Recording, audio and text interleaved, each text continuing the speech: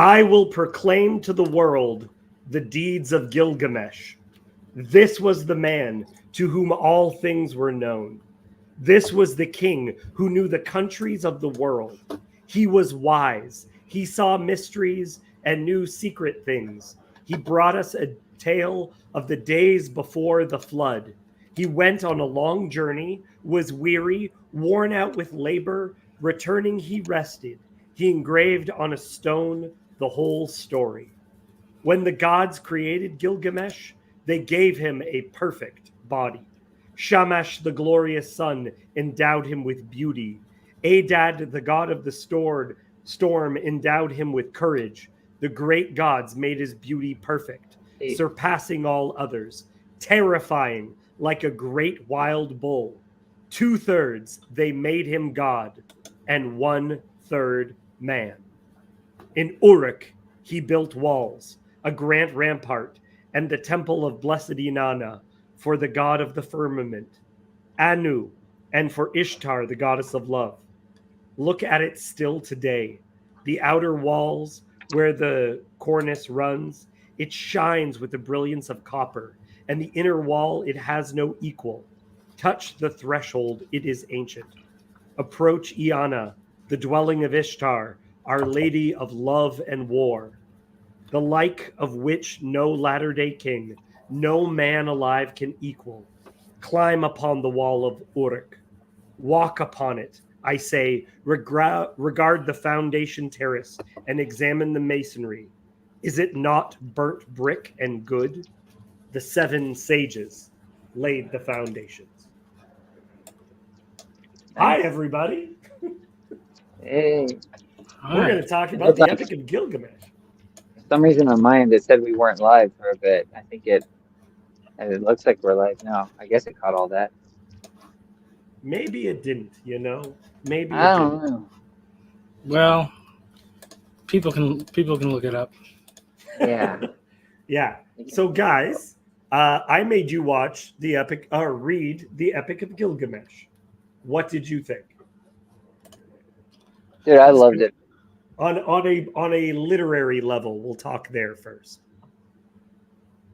Do you want to go first, Michael? Well, I mean, it's definitely very interesting how it has that feel of the Bible when you're reading it in a more literal translation that's not, trying to modernize too much. So much of the phrases were very familiar and things like that. So yeah, cool. Did you like it as a book? If it had no biblical parallels, would you still enjoy it? Yeah, I think so. I mean, yeah, it's one of those things where it is sort of that same way where they compress so much that there's oh, wait a minute, some massive thing just happened in 3 lines. I have to go over that again and make sure I understand the implications of this epic event that they gloss over very quickly. So it's yeah. So you have to pay attention, but it is good. Jason, I already know how you feel about it, but why don't you share your feelings? Yeah, I've loved it. The first time I read it, so I bought a copy. Well, I had already had a copy that I bought a while back, just at a used bookstore. And I had read through some of it. I think I might have read, I don't know, through some of it. And then when gosh, it was months ago, you mentioned wanting to talk about it. And so I read through it, and I remember it feeling very heavy. It felt, it does feel like the Bible. It feels very ancient. The way they talk about certain things is different. Like the way, I mean, it's not like if you read a fantasy novel or something, it doesn't have that same feel at all. It's just everything is just more, I don't know if primal's the right word, is how it kind of how it feels. And there's certain things in it that feel like that might be looked over that you would get in other stories that feel like there's emphasis on. I remember in the version I had, there was like before they went out to battle, it had something about the women blessing them and things like that. And it was like, it weirdly seemed to be like an emphasis on that. I don't know if that happened in the version you sent online, because you sent me a YouTube version to listen to as well, in case I didn't get to read through it. But then my second go through the story when I was listening to the YouTube version, I wish I would have had like a copy of that in front of me that I was had been reading as I was going through, because there were parts of it that I just was like, that just kind of struck me really deeply. And then there were also the second time through was when I was just realizing, man, this story just seems like just it seems on. I know this is gonna sound bad to people, but to me, it seems like just as true as the Bible, if not. I mean, literally, just I was just reading it, and I was like, this story just feel. Not only does it feel true, it just when I sit and pause and think about it, it just has like it is true. There's just so much about it that is true, and I don't know that. I will say, like, I don't know that it presents the right way of living or the right way of salvation, but it does feel very true. It's kind of like the same thing with there's horror movies that feel the same way. Like you can watch a horror film and you're like, wow, this is just like following this idea to its end, and that's why it ends in horror. Like the what was that new Viking movie that came out?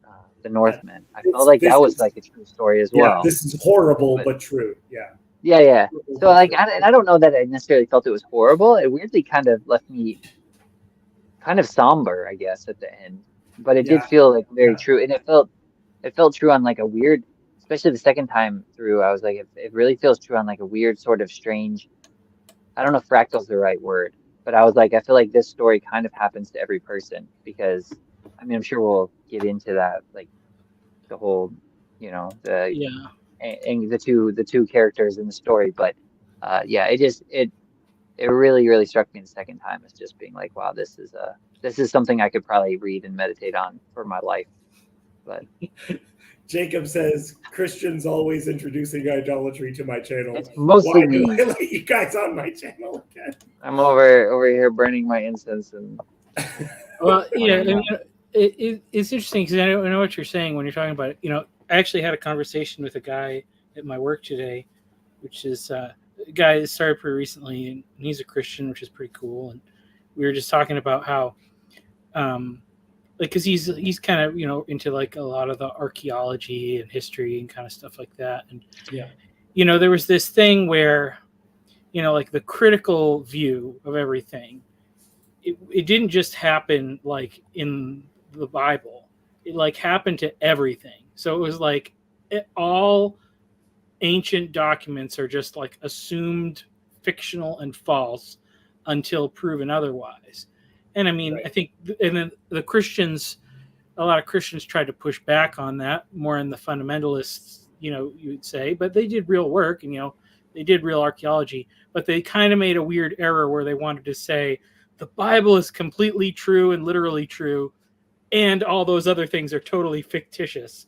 So it was like, So my introduction to Gilgamesh and why I wanted you guys to read it, and also a bit of a response to Jacob at the same time, is my introduction to Gilgamesh, which is I think a lot of people's introduction to him, is being told the Bible isn't true. Someone else wrote exactly the same flood story.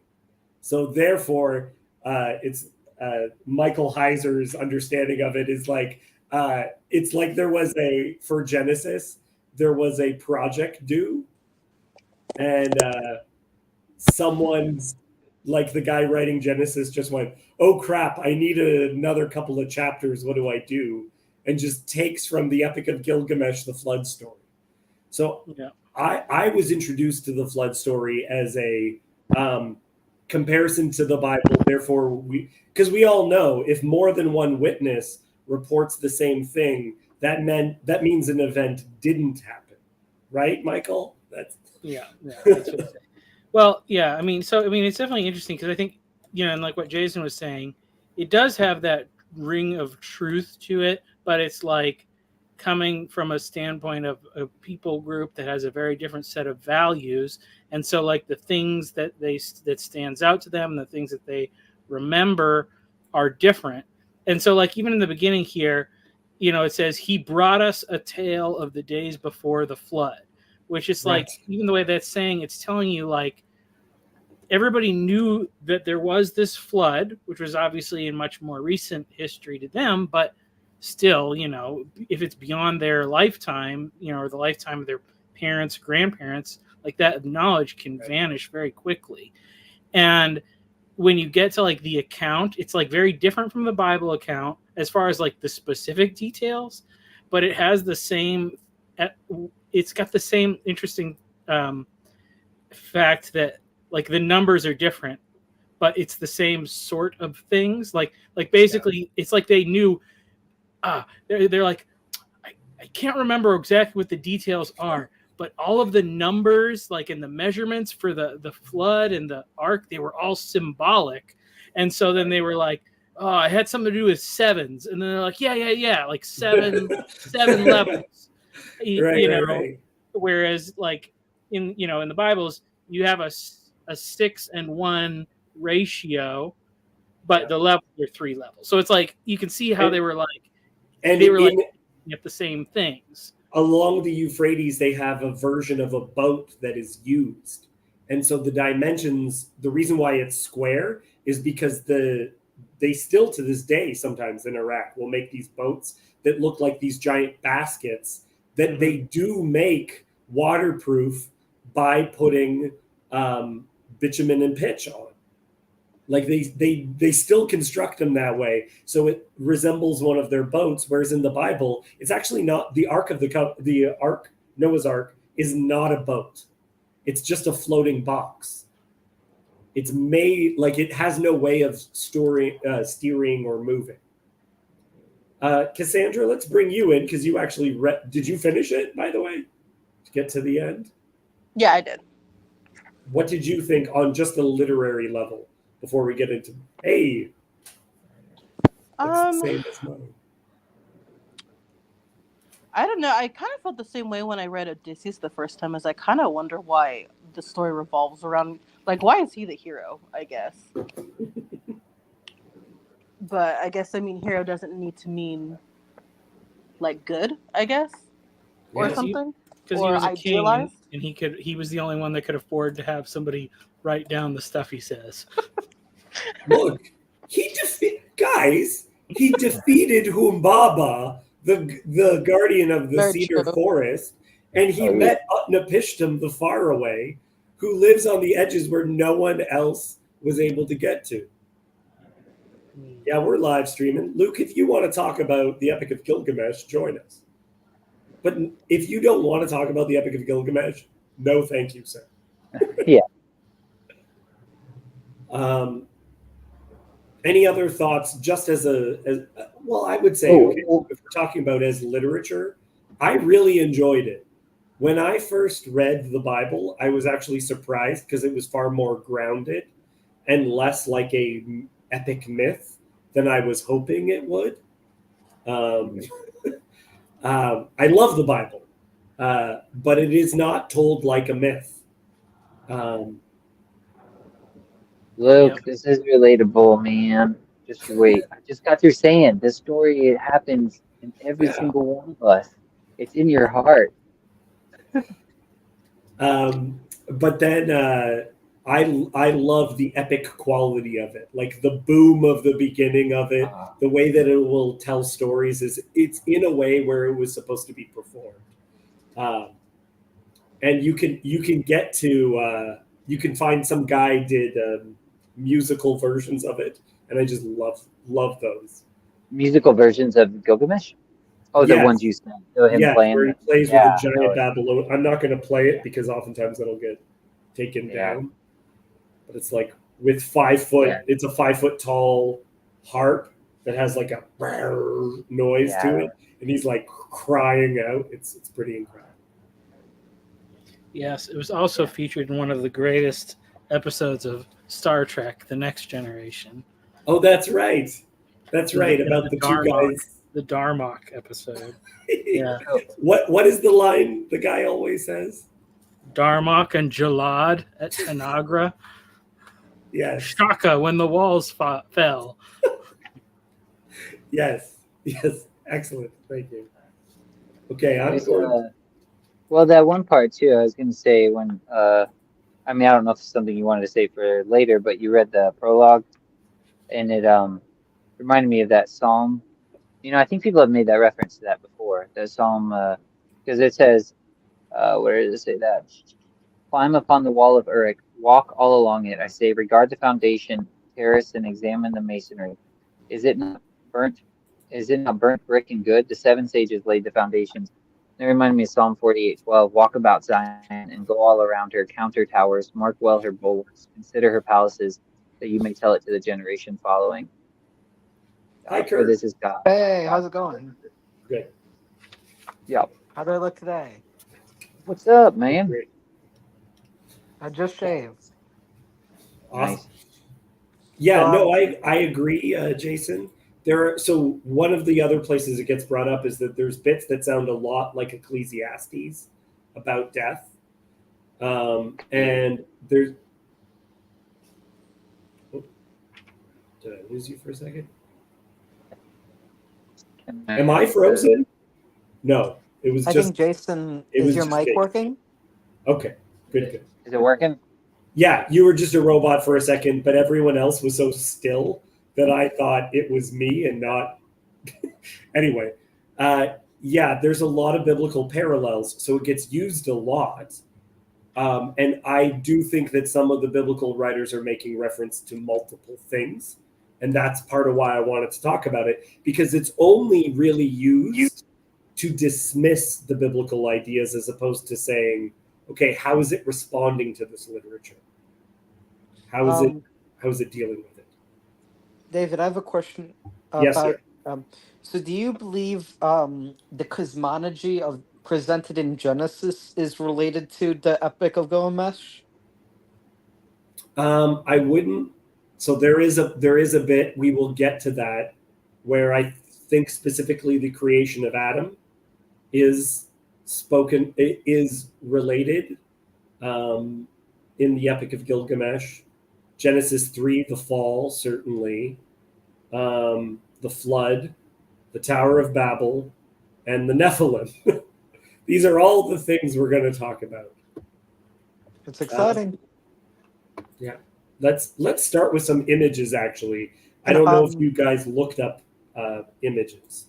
I was going to Yeah. ask if we're, on top of using official canonized text in the Tanakh, if we're going to use any of the Dead Sea Scrolls.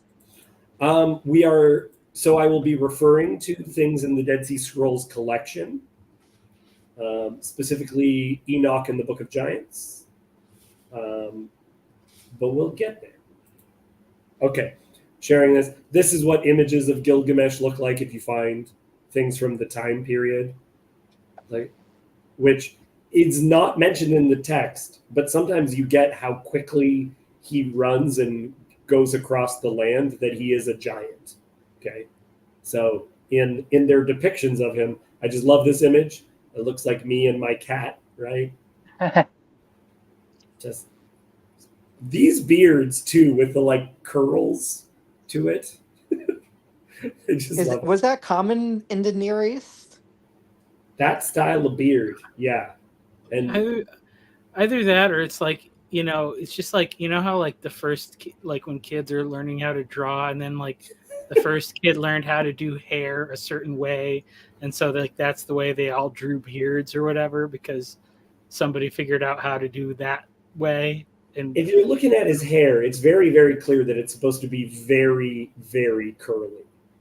yeah, and I think it's almost like dreads, like he's super old. It's coming, but down. it may be more stylized in the art, Yes. in the artwork than it was in reality. yes. I do like the image though. They're semi cherub looking guys, which you can see on the image on the right. They also have those beards because you can find those images of those guys. And the lion's mane is also of a similar quality. Yeah, I haven't seen a curly lion mane, but that would be fun. This I think is important because we're going to talk about. There's another character named Enkidu, and Enkidu is not described. Yeah, see, people are already getting ahead of us. Nimrod, Who here has read the Epic of Gilgamesh before? Sorry, what was that, Kurt? I was asking, raise your hand if you've read the Epic of Gilgamesh before. Everyone here has read it for this. No, I mean before this. I started it one time. Like just doing it for fun on your own time. Yeah. I love the honesty. Love the honesty. I think I read it once, I think. I may have read portions of it when I was in like elementary or middle school for like a history project, but Yeah. I've never completed that. So then these are images of what Enkidu looks like. Again, the beard, but he's never described this way in the text, but he is oftentimes depicted as having horns. Okay, having horns like an ox. Oftentimes, characters are described as being like bulls or oxen. When they fight, it looks like bulls fighting. Then here, let me just do a quick summary of the story, just based on the contents. Okay, so the beginning is the introduction, which we already went through, the prologue. Then the coming of Enkidu. That's basically Gilgamesh is unstoppable, and he's taken all the ladies for himself and fighting people, and no one can stop him. So people cry out to the gods, and they make a guy who can fight him. And the guy who fights him is going to be Enkidu. So this is the guy who will fight him. We'll get to a description of him in a second, because I think that's where some of the Genesis stuff is in there too. Then after they fight, they become friends. Guys, I have a question. I think Jason is laughing because he already knows what my question is going to be. How close of friends do you think they are?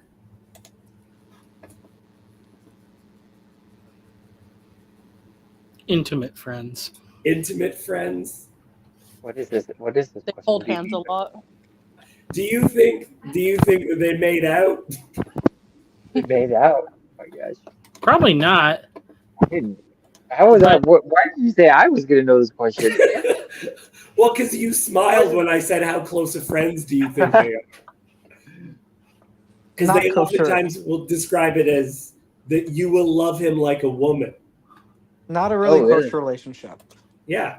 I saw, even when Gilgamesh knows that Enkidu is coming for him, he has a dream that he sees an axe, and he says, and I loved it like a woman,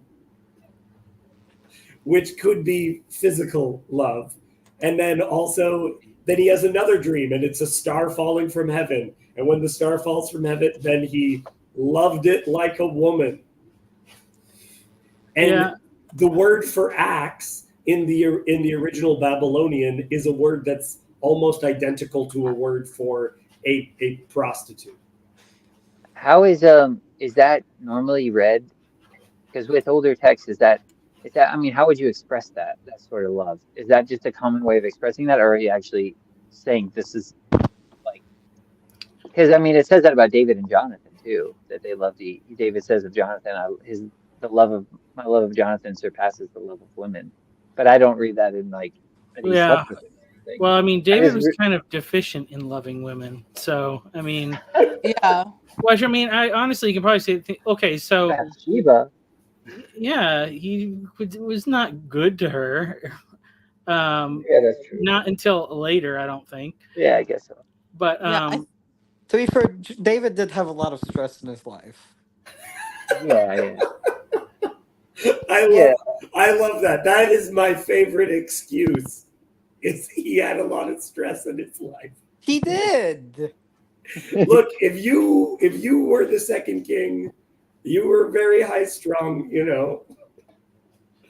I think, I mean, it's honestly, it's like, it's not justification for it, but it was just like that was incredibly common in like all cultures, right, up until Judaism and Christianity spoke out against it a little more explicitly, but like even to the Roman Empire and beyond, it was they had their weird thing about like it was better to be on one half of the equation than the other, but Yes. it did. But the sex of your partner wasn't so important. I If mean, people look into this, this is one of the things that comes up a lot. And it was also oftentimes very common within military situations, like the Spartans would oftentimes have sex with each other. I don't know. Yeah. I guess you Well, fight better, right? The one you love. Well, I think that's the thing too, because isn't that guy that manosphere guy, Bronze Age pervert or whatever? Like he's a he's grifter. well, yeah, but either way, he's like a gay guy that's like it's manly to be gay, and there's like quite a few of those going around. Like it's like we're so manly we don't even touch women. Like I mean, in for context, in Iran they have transition surgery for because they basically they want to minimize homosexuality by allowing people to transition or something. Yeah. So I mean, the Arab and Muslim world, especially, not great sexual ethics. Yeah. Okay, moving To on. this question, well, to your question though, what I would have answered before we went down the more physical route was I would have said that his closeness to him is that he's actually seeing his brother, or almost seeing his own self. That's Yeah, kind of the yeah, they impression I do. got. They do get referred to as brothers to each Yeah. other. There's a deep friendship, but there is a little bit of language he which sees is him as his reminiscent. counterpart, right? Like he sees him Yeah. as his other half almost, or Yeah, something like that. Part's a good word because throughout the story, it seems like they are likening Enkidu to a woman. They keep using like feminine language, and then Long hair like a Whatever woman. that He had whatever beautiful that hair. votive thing was, where Oh, he man. had that do that ritual or something. It seems like it was a woman only thing that they were having him do. Yeah. Look at that. Cassandra, she did her homework, everybody. And then before Michael brought up the Manosphere guy, I was gonna say they seemed. I mean, I think they might be MGTOW. That was my sense when I was reading. That's right. Because they have a bros before ladies Yeah, conversation. there's a little red pilling going on. I thought Yeah. throughout the beginning of the story. Yeah. Because the goddess of love is just like, hey, you want to have a relationship? And he's like, no, I just want to hang out with my best friend, okay? Yeah, they're on their grind. Okay, so after they wrestle at the entrance of a bridal chamber, that's how they meet. Okay, they wrestle with each other in the entrance of a bridal chamber. Then they're like fighting, and they're like, now we are friends. I mean, what we are skipping over the whole like part of Enkidu's development, because that's an interesting thing, is because he is civilized by a woman from the city. Yes. So, and then prior to that, he's running around with the wild animals and Okay, Michael, I'm gonna stop you right now because we will get to that. Okay, that is one of the sections I'm gonna want to sit on. Yep. Okay, so after they become friends, then they go and they fight an ogre or demon, or however you want to say it, who is called Humbaba, the guardian of the cedar forest.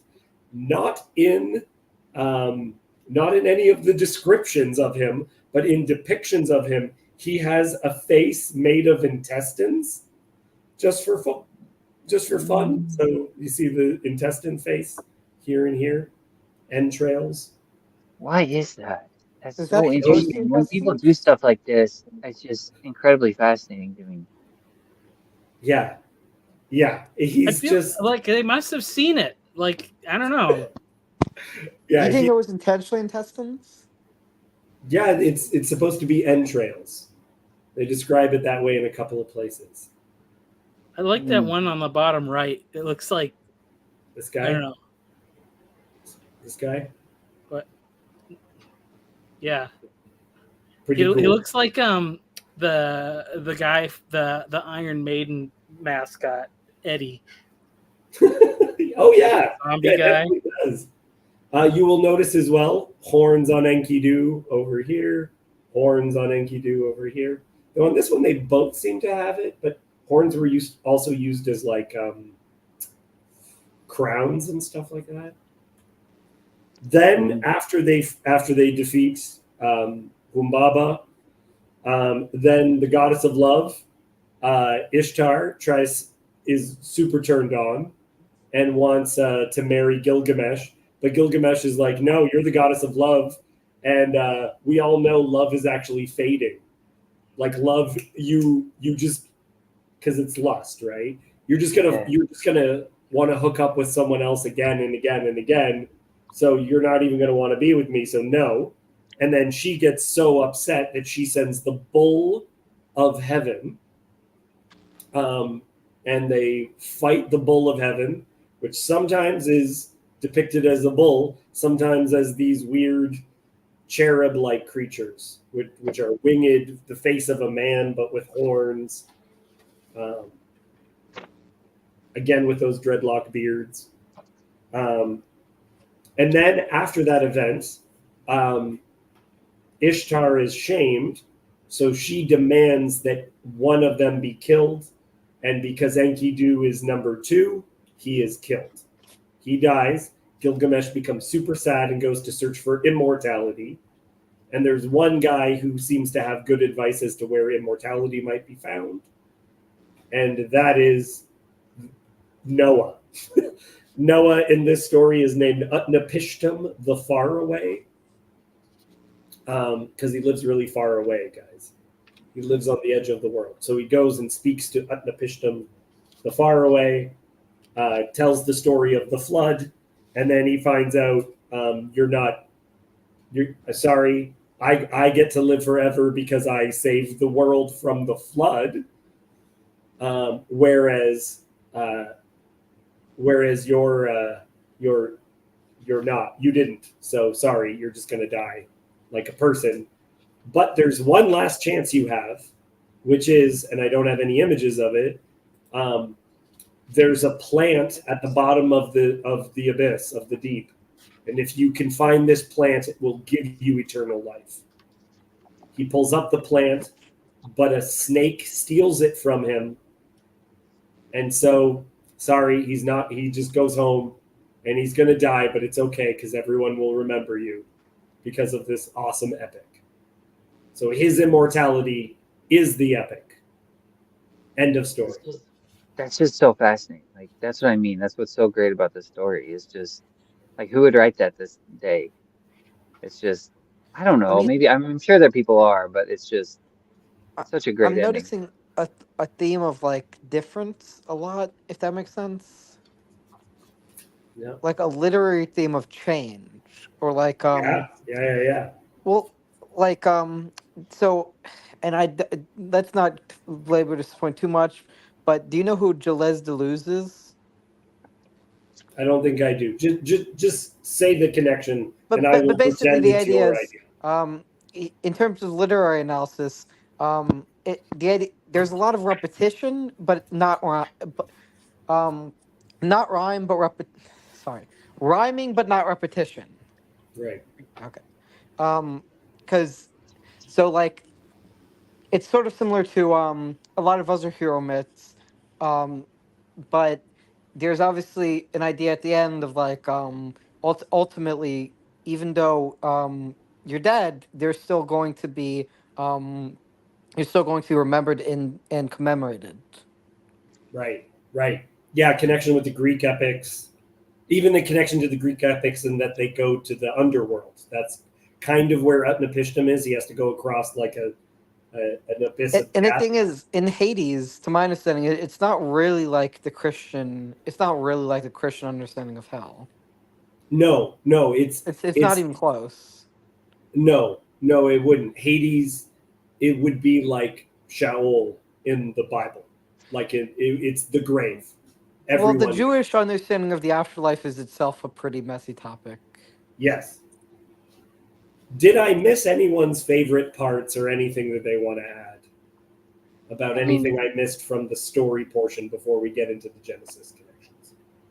Are we gonna dig more into the story of Gilgamesh, or are we just because there's a bunch of stuff in there that we like briefly ran over, like the whole Enkidu thing and with the harlot and the gosh, what Gilgamesh says to Ishtar when she's trying to hook up with him, like his whole speech to her is just Yeah. amazing too. There's all that stuff. Let's Are get we in. are we gonna go through kind of slow? Okay, all right, cool. Yeah, let's get into a little bit of that, shall we? Yes. Who would like to read? Yeah, read, but with an epic voice, Kirk. That's important. Okay. You made him. I'm sorry. I don't want to. You're doing great. That's Okay. perfect. You made him, O Ururu. Now create his equal. Let it be as like him, as his own reflection, his second self. Stormy heart for stormy heart. Let them content and leave Uruk in quiet. Okay, So, pause. That was great. That was excellent, Kirk. Okay, so there is a complaint made about Gilgamesh because he's taken all the ladies. So they need him to have a partner. Okay, a partner that will be his second self, which you guys are all saying is a friendship thing. I totally accept. But then the description of making him sounds to me like it's Adam, for lack of a better term. Wait, Okay. so this Go ahead. this person is Adam that he's creating, right? The equal. This is the creation of Enkidu. Yeah. I I got the same impression. It was Adam, Edom, Esau. There's all these different things you can draw on with that. He's a man of clay, the man of earth. Well, it's interesting, when we do this comparison thing or whatever, because I talked to David about this a long time ago, in a random thing, like, it talks about the flood, and the flood is like, I take it to be global. I think you have to really bend the text. You have to say they were really ignorant to make it a local thing, whatever. So, it seems like it's a global thing and it's a once thing. It's God saying never again. But that's like the only thing that he says never again about. And there are all these kind of like, obviously there's like a pattern of these echoes of these events throughout the story of the Bible. And I think that, there's no reason to say like it has to be the time. Like Adam was a man made out of the dirt. Yeah, maybe somebody else can make another man out of the dirt or whatever. or it's even interesting, because it's like when people say like who is Cain's wife or whatever, and like the most logical thing is his sister, but there's literally nothing that prevents God from also putting Cain to sleep and taking a piece out of his side and using that to make a wife. Like there's no reason why that, as far as the text goes, that was the precedent that was set. So, Right. I get what you're saying. Yeah. I feel like some of these stories may be, if there's an oral history to it, someone recollecting similar stories and getting interesting comparisons to it. So it's interesting because this also could be Cain and Abel, right? Mm-hmm. They are destined to fight, and it will be the death of the guy from the pastures, where there's some people have said that the two men represent civilization and the wild as well. Well, could that be Jacob and Esau? Jacob and Esau. There's going to be some elements of that without a doubt. Well, there is an interesting. I mean, when I would say, clearly it's setting it after the flood. So, but because there are those echoes of things, it's interesting because the people complain at the beginning, like, shouldn't a king be a shepherd to his people? And, Cain, like Cain through his descendants, you look at that thing and it's like Cain was the farmer and Abel's the shepherd, but it kind of switches with his relatives, and it's the descendants of Cain that become the shepherds and the tent dwellers and all that. So it's this thing of, when you kill something, you become that thing in a weird way. I thought Cain built a city, though. Yeah, but his descendants, because his descendants are the father of Yeah. all those who Livestock. keep Yeah. herds and dwell in tents. And Yeah. Joseph points this out because it's Jabal and Jubal and Tubal Cain, and all of their names are based off of Abel. So it was like this: the family was saying, like, remember Abel? He was the good one. We killed him. We shouldn't have done that. Like the Everything family is is heaven. remembering. Yeah. Everything is heaven. Yeah. Wow. Cassandra, will you read the next section? At the top or no? We're in the middle. It's the middle Oh. In section. an epic voice, please. In an epic voice or a fairy tale voice, like you are Sure. reading it to a child at the edge of the bed. Okay. So the goddess conceived an image in her mind, and it was of the stuff of Anu, of the firmament. She dipped her hands in water and pinched off clay. She let it fall in the wilderness, and noble Enkidu was created. There was virtue in him of the god of war, of Ninurta himself. His body was rough, he had long hair like a woman's. It waved like the hair of Nisaba, the goddess of corn. His body was covered with matted hair like Samugans, the god of cattle. He was innocent of mankind, he knew nothing of the cultivated land. So there's an importance there. He was innocent of mankind. There's a couple of references of him being innocent. Very important. Michael, I just think it would be funny if I made... So he's made out of clay. He's living in the wilderness. And this part, I don't know what your guys' experience was. But a guy... This, for whatever reason, made sense to me. And it made me laugh that it made perfect sense to me. Michael, for whatever reason, it will make me laugh the most if you read the last section. Okay. My son, in Uruk lives Gilgamesh. No one has ever prevailed against him. He is strong as a star from heaven. Go to Uruk, find Gilgamesh, extol the strength of this wild man. Ask him to give you a harlot, a wanton from the temple of love. Return with her, and let her woman's power overpower this man. When next he comes down to drink at the wells, she will be there, stripped naked. And when he sees her beckoning, he will embrace her, and then the wild beasts will reject him. Getting So pretty why I raunchy in laughed... here. Sorry, go ahead, Kirk. I was just gonna say, getting pretty raunchy in here. Yeah. So the wild man, Enkidu, or how did you say it, Cassandra? I like the way you said it. Enkidu? Enkidu. Okay. Enkidu. He is freeing the animals that are caught by the trappers and frees them from the hunters and all that stuff. So they're like, okay, we want to catch some deer. What do we do?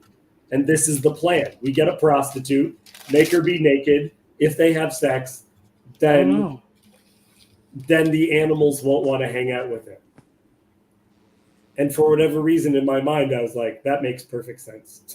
It does make sense. I don't know that I can put my finger on it, but I would really like to explore this idea more because it makes perfect sense to me too. And it seems like it happens repeatedly in different stories. What? Say it again, because something cut out for me. I didn't hear what you said. If you sleep with a woman, then the animals won't want to play with you anymore, Michael. Oh, Yeah. Oh, yeah. Well, I guess this is like what, like a puberty or something like that, like an adulthood that's happening for him, kind of. Like he's leaving I behind. guess, yeah. I don't know what it is. I wonder what biblical parallels exist for this. Or Well, if I was any. thinking it made me think of Samson just because he's like giving up this like power he has, this certain connection he has for a woman. Yeah, Yeah, there's you can make a connection to Samson. Samson. I think the Nazarite is a good parallel. You know what's a weird one that pops out to me is so it's at the drinking hole and she's stripped naked, and it reminds me of Jacob, where he strips the branches and puts them in front of the watering hole when the animals come to mate. What a fun time I'm having, guys. What, But you know what did that's say, interesting Jason? because that is like a. I mean, I don't know. People debate about it, but that is a thing where people say it's like some kind of sympathetic magic or something like that he's employing a little bit.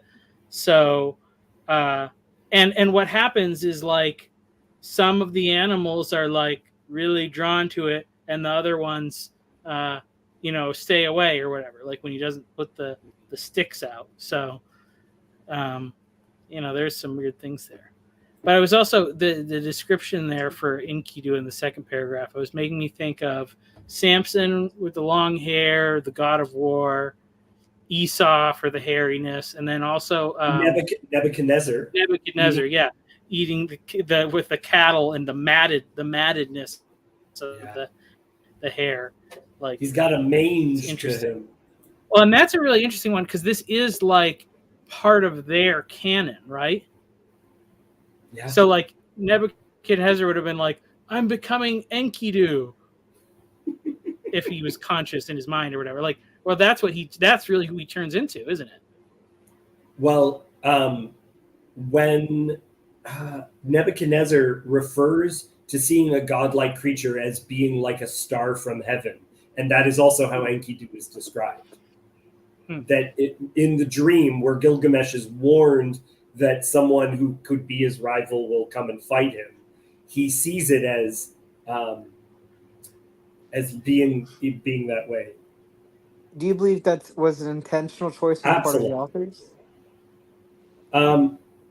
So I think the biblical authors in some of now we're just getting to, it's Absalom, by the way, to Emily. I think that there's two things at play. Number one, there is a common story that is being misremembered by the Babylonians. And number two is I think some of the biblical story is directly written to poke the eyes out of the pagans. Yeah, I guess that makes sense. But the thing with the star from heaven, I mean, I think it could be intentional. It could be a misrepresentation of the story. It just that seems like a pretty common analogy people could use across cultures. But yeah, I mean, given if it was a not significant passage of time, I could see how that got lost in telephone. I was just curious what Jason. So Kirk, why is someone described as being like a star from heaven? I mean, I could see that exists just as a parallel of like someone's greatness or someone's majesty without necessarily being a sort of subconscious reference. But the way that someone is described as being like a star in both the Bible and in other literature is because it emanates light. That's saying that it's like a godlike creature. Yeah, I mean, I guess that does make sense if you're considering the religious context of the stories. Yeah. But I was just curious what Jason was saying, because Jason was saying he heard the biblical parallel, but I couldn't hear him on my end. Oh, I don't know that I have a biblical parallel. I was just saying, like, I mean, this is just a story with like Mowgli and Tarzan and all those different wild man figures. You have the man of clay, you have the earthly man, so that's just Adam. I mean, I guess you could say it's kind of like, I mean, there's a weird way. I mean, that's what I mean. It strikes me as just profoundly true, and I'm not sure quite why or how to get at it. But there's a way, like, once that it might have something to do with innocence and virginity, and when that is offered up, then you lose the connection with that, because the whole land that Enkidu inhabits is like a virgin wild land. It's uncivilized, like it hasn't been tapped. And then once he is captured or enraptured, whatever, by this harlot, like he's basically taken captive by her beauty, then it basically does sound kind of like the Samson story. I don't know, there's just a lot of things that. Would you say it's like the heroes? Would you say it's like the hero's journey archetype? I don't know that it's that. I think it's just, there's a way, like, there through that innocence I think you have that connection with nature and wildness, and then once you which is all like kind of has a whole feminine aspect to it as well. But then there's there's just a lot of that's what I mean. There's a lot of stuff that's like going through my mind that feels slightly related, but it's not directly related. Like the whole Green Knight story seems kind of similar. The way Nazarites are, like if you're gonna go into the wild and you're gonna let your hair grow long, and you're gonna like go dwell in the wilderness for a time, like don't touch the grapes. There's a touch not thing going on. Like the thing with the like unicorns even too. It's like there's this pure like what like unicorn mystical creature, and it's like if you touch one, that's it, like game over. Like it's just like it's not good. There's there's a virginal aspect that like needs to remain, I guess, like that you don't that you're cautious of or something. And it's like he didn't hold on to that or something like that. I don't know. It kind I of could Okay, see I could yeah. see. Go ahead, Kurt. Go on. I was just gonna say I could see a lot of parallels with Joseph Campbell here. Yeah. Yeah, this is one of the Come on. examples that's always used hero's journey stuff. We are going to continue in the text about Enkidu, and I want you guys, because you guys have all read Genesis a bunch of times, I want you to think about the fall of Adam and Eve and see what parallels you think you might see. I And will Jason read Reed? it so that you can focus, and also because this is the sexiest part. There he is. Now, woman, make your breasts bare. Have no shame. Do not delay, but welcome his love. Let him see you naked. Let him possess your body. When he comes near, uncover yourself and lie with him. Teach him, the savage man, your woman's art. For when he murmurs love to you, the wild beasts that share his life in the hills will reject him. She was not ashamed to take him. She made herself naked and welcomed his eagerness. As he lay on her, murmuring love, she taught him the woman's art. For 6 days and 7 nights they lay together, for Enkidu had forgotten his home in the hills. But when he was satisfied, he went back to the wild beasts. Then when the gazelle saw him, they bolted away. When the wild creature saw him, they fled. Enkidu would have followed, but his body was bound, as though with a cord. His knees gave way when he started to run. His swiftness was gone, and now the wild creatures had all fled away.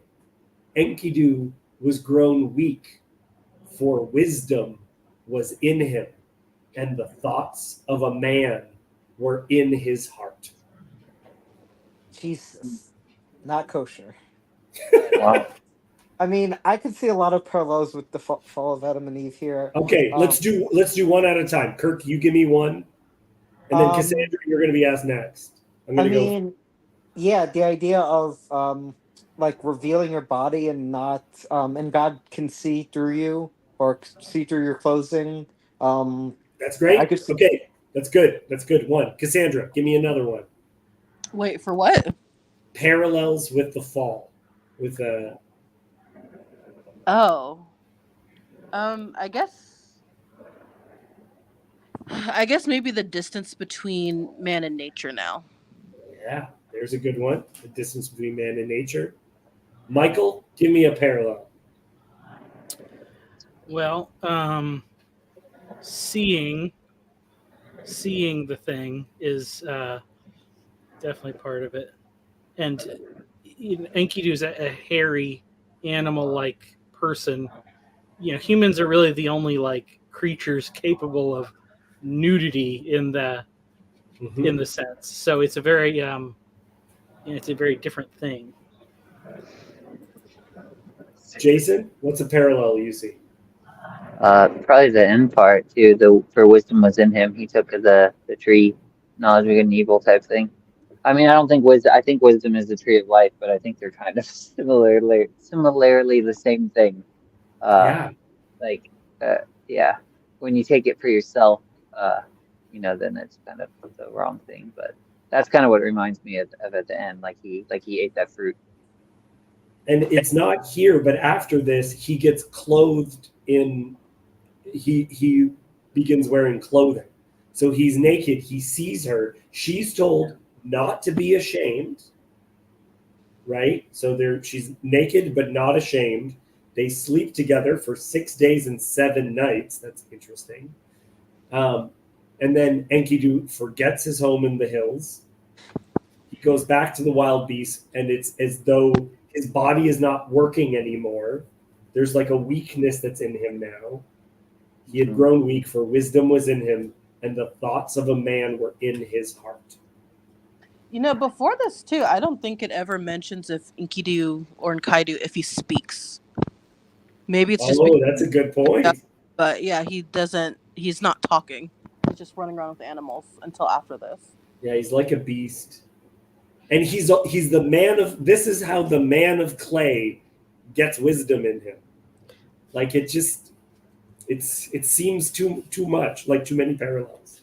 It is also interesting that the animals fleeing from him, that's a change in the Bible. It's the change after the fall, that the animals will now be afraid of you and flee.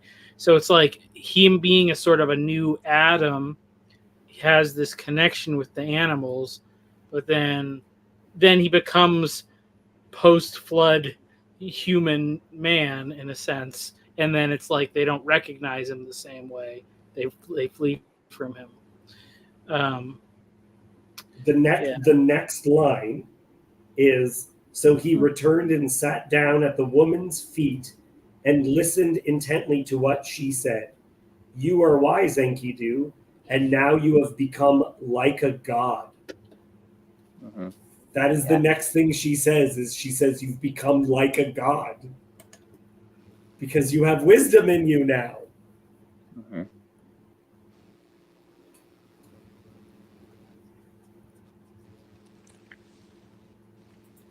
Okay. We'll go back a second. And then also eternal life at the end, I was mentioning, is stolen by a snake. He goes down. It's not fruit this time. This time it's what is it? Flower? It's a seaweed or whatever. Yeah, right? it's a flower, a seaweed. It's like a rose at the bottom of the abyss. I just assumed it was seaweed because it's at the bottom of the ocean or whatever. But it says it has thorns, and it's a flower. Yeah. But it's a plant. Are we talking about the physical ocean, or do you think this is like a metaphysical, like otherworldly type? It seems like it's regular water because he ties stones to his legs to sink to the bottom to grab the plant. There's that idea though, that impulse, right? Like where, people think that if you can really, really get to the depths of like, not just your subconscious, but even like the depths of the darkness of the soul or something, you'll find this little blossoming, life-giving thing or something like that. So that's what I mean, where this story just strikes me as true. It's like, why wouldn't you write something like that? Right. Like, I'm seeking eternal life. Obviously, if I'm like, that just seems like what you would do. You search the heights of heaven and the depths of the earth. You go down to the deepest place you can go. And you go to the edge of the world. You talk to the guy at the edge of the world. Yeah. There's parts of this story also that remind me of, like, there's different parts that remind me of George MacDonald's. A few different of his stories too, but one of them was the Golden Key, and like there's a part where he goes to the edge of the world and he gets to the end, and he's at the sea. It's basically the ocean, because you're at the edge of the world. There's nothing else but just the ocean waters. And he there's a part where it says something about like he has to lay down in this bath, and there's like all these little white blossoming flowers, like even like at that point there, and he says something like George MacDonald says something strange. I've never been quite sure what to make of it, but he says like in that place, all the blossoming flowers are white. I'm not sure why he says that, other than maybe that's just the if you're going somewhere that's really, really dark, like if you take a walk through the woods at night, you'll notice the white flowers. Like you won't notice the other ones, because white's the first to give the light back, So maybe that's why he says something like that. When you're in the darkest place, the blossoming flowers are white. Or something. I don't know. There's just like interesting, weird little parallels, like that you. It's like a metaphor for hope. Yeah, maybe something. Oh. I like this. Whose page is this now? Look, everyone is streaming it right now. So pick who you want to support, Chad. Yeah. Okay, I want to get into some interpretive stuff because if Genesis was written and this story was already written down, then I think part of your Genesis 6, your Nephilim, would have been read that these characters are the heroes of old. That's actually the heroes of old is what Gilgamesh's name means. Gilgamesh means like ancestor hero. And he is this character that they would have worshipped like a god, would have seen as semi-divine, but from the perspective of the biblical authors, he's actually like demonic and evil. Which reminds me of part of what Cassandra was saying, where it's just like, why is this guy a hero? Right? At the very beginning of the story, he's raping women. He's like taking women before it's their time, killing whoever he wants. This is the ancient Near East. I mean, this is the ancient Near East. Remember? Yeah, this is Iraq. This is the place where. But there's a weird way though. Like even though he's not, well, I got the impression it wasn't really like applauding him for those things. It was kind of just purposely describing him as a tyrant, and that was the need for Enkidu, right? Yeah. Because he doesn't. He's. To me, it seems like that's what I mean. There's a God aspect and a man aspect to every person. You're supposed to love God and love man, and he's in this godlike state where he's not connected to humanity in a way. So he's a tyrant over these people, and they're below him. And then once he meets his counterpart, this earthly man that he sees himself in, then it's like that's supposed to bring balance to this. But Emily has a quote in the comments. Kirk, read it for us. He said, "All men will be sailors then, until the sea shall free them. But he himself was broken long before the sky would open. Forsaken, almost human, he sank beneath your wisdom like a stone." Bella and Cohen. that's cool. Like that. And is Mount Hermon referenced in Gilgamesh? I believe it is, yes. I believe they go to the top of Hermon. I believe that's where their pantheon is. Or am I mistaken? Wow. Okay, so I mentioned this before, Kirk, that the Book of Giants is a book found at the Qumran community, the Dead Sea Scrolls. Okay, so one of the Dead Sea Scrolls is about the Nephilim. It's about the giants, and Gilgamesh and Humbaba are listed as Nephilim, as the fallen sons of God. Yeah, I mean, I actually haven't read much of the Dead Sea Scrolls. I've read parts of some of them, but I don't know. It seems I should focus on the canonized Tanakh and some of its commentaries before. Yes, getting I would agree.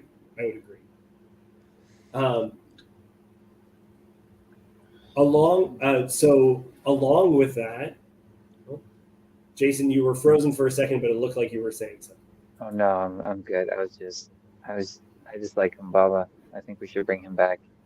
Humbaba. I don't know why. It's just so good. I like it so much as a name. And do you think there's any connection between Mount Hermon and Hermes? Or was I reading too much into it? Let's I'll Google that while you. I did a lot of work on Mount Hermon at one point, but I'm not on it right now, so I don't want to be focused on it. But yeah, so if you're reading how some people at certain points within Judaism understood characters like the Nephilim, they would have understood them as having angelic or divine, however you want to say it, parentage. Not God, not Hashem, but these sons of God is oftentimes how these earthly kings would be described. So here, let me bring.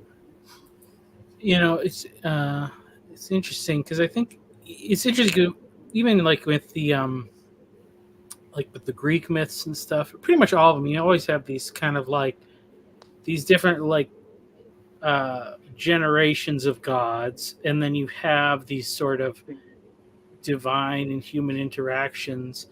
But just the way that people hold like great people in regard, or even the way that like kings were always thought of as gods, you could even, if people are skeptical to have like a supernatural aspect to it, I wonder how much of it even is just that, like you have these guys at the beginning of the genealogies that are like living for 900 years, and then it goes down and down and down over time.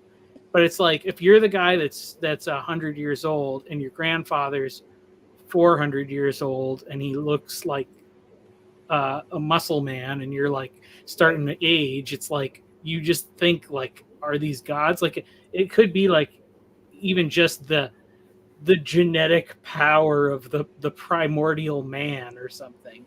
Well, so I think this should be talked about because this relates to in the Bible when Og's bed is described. I pulled this up from the Lord of Spirits podcast. So this is Father Stephen DeYoung. And this is a quote from him, but he also in other places says, I wasn't able to find it, that we have found ritualistic beds that were sometimes included in temple complexes, where by having sex with a cult prostitute on there, you believed, well, here, I'll just read this quote. So what you find in the Babylonian sources in particular is, for example, on that same Sumerian kings list, we mentioned that list, the Apkallu, for each king before the flood. After the flood, each of the kings is 2/3 Apkallu, 1/3 human.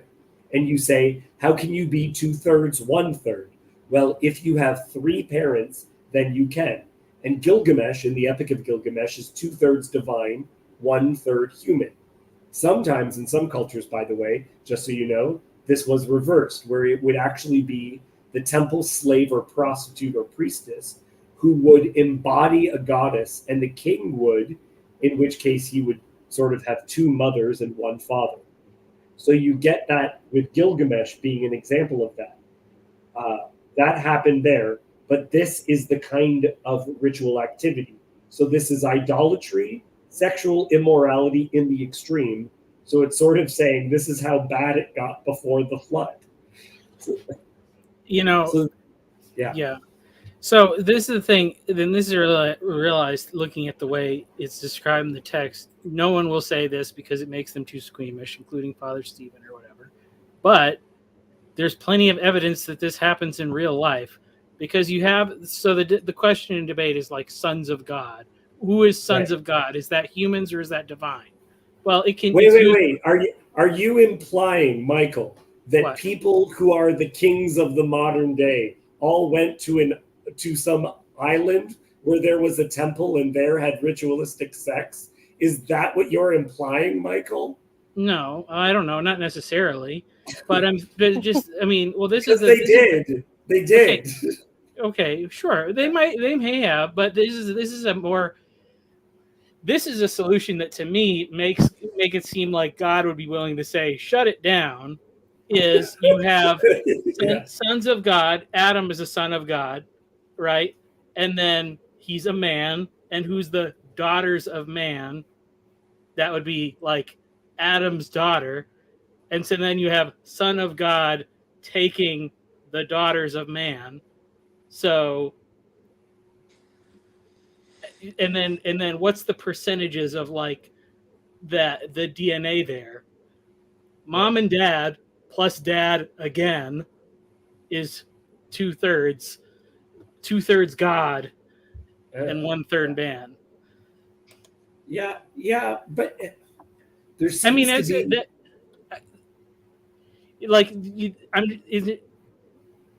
that happens, especially among certain populations. Yeah. So But and it's weird even because when you look at all the stuff forbidden in Leviticus, to me it seems like these are attempts at like, because what did they know? They knew agriculture, they knew crossbreeding, and if you want to amplify traits, you're going to reintroduce the same genes into a hybrid. Like they do with dogs, where Yeah. you'll get super purebred dogs, and you get them purebred by making them. But then they have all these genetic deficiencies, or even like because we have giants, and usually they are plagued by a lot of severe health problems because their genes are too limited. So, And trying to take steroids won't help. Yeah. Jason has a question. Yeah, Jason, I can see in the private chat. I just noticed you can bring Oh, on your Victor. phone. It's totally cool.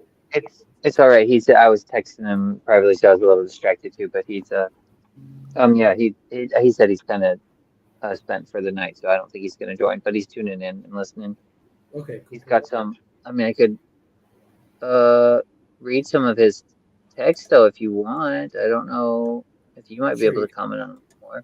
You He said he was watching, and he said he's had an essay on Tubal-Cain and how Noah's wife is connected to his line in the Hebrew folklore and is one of the daughters of men that seduced the sons of God and is one of the sources for where we get mermaids and sirens. I'd never heard that before, but that was also really interesting. What is her name? Name? Yeah, it's something. Nama. There it is. Mm-hmm. If you're taking the perspective that, so what I kind of think is, if you take every single culture's images of their kings and their gods, they would have, and their heroes, kings and heroes, they would have seen them as divine human hybrids. Your Gilgamesh, your what's his name, Hercules, right? You have all these stories. It exists in every single culture where there are these giants who are divine human hybrids.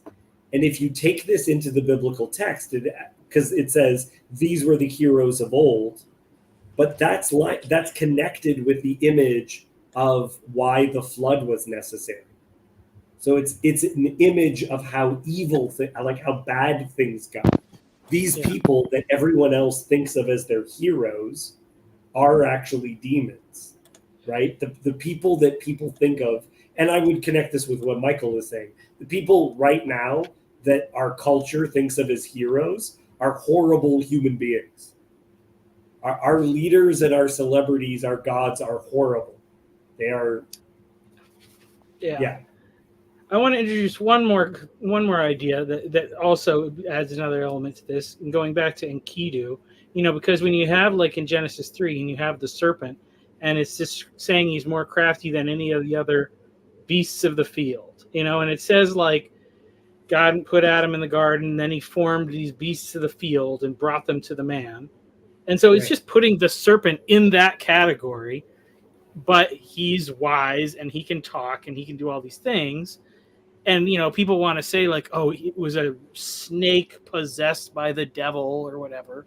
But then when you look at all these other things, what do you see over and over with these pantheons of gods? You see like anthropomorphized animals, you got Anubis and all the Egyptian ones, a dog, a bird, a snake, whatever, with a human body. And so then you have like Enkidu, who's like an Adam or whatever, running around with all these animals. And so then it's like, and definitely, by the time, like it's in Greek too. Not the gods like proper. The gods are always having sex with animals. Like Zeus has sex with like 9,000 different kinds of animals. He has sex with like an ant and spawns some creature. Like he turns himself into a goose. He turns himself into like a turtle or whatever. So like, so that's like we read like beasts of the field. But I mean, I'm thinking like, is that even what is that creature, at least prior to the flood, it's not what we think of when we think of a beast of the field. It's a more sophisticated thing. So possibly that's something that clearly has a physical body like a human, and is it reproductively compatible? Maybe so, So I don't know. It's another angle to explore it from.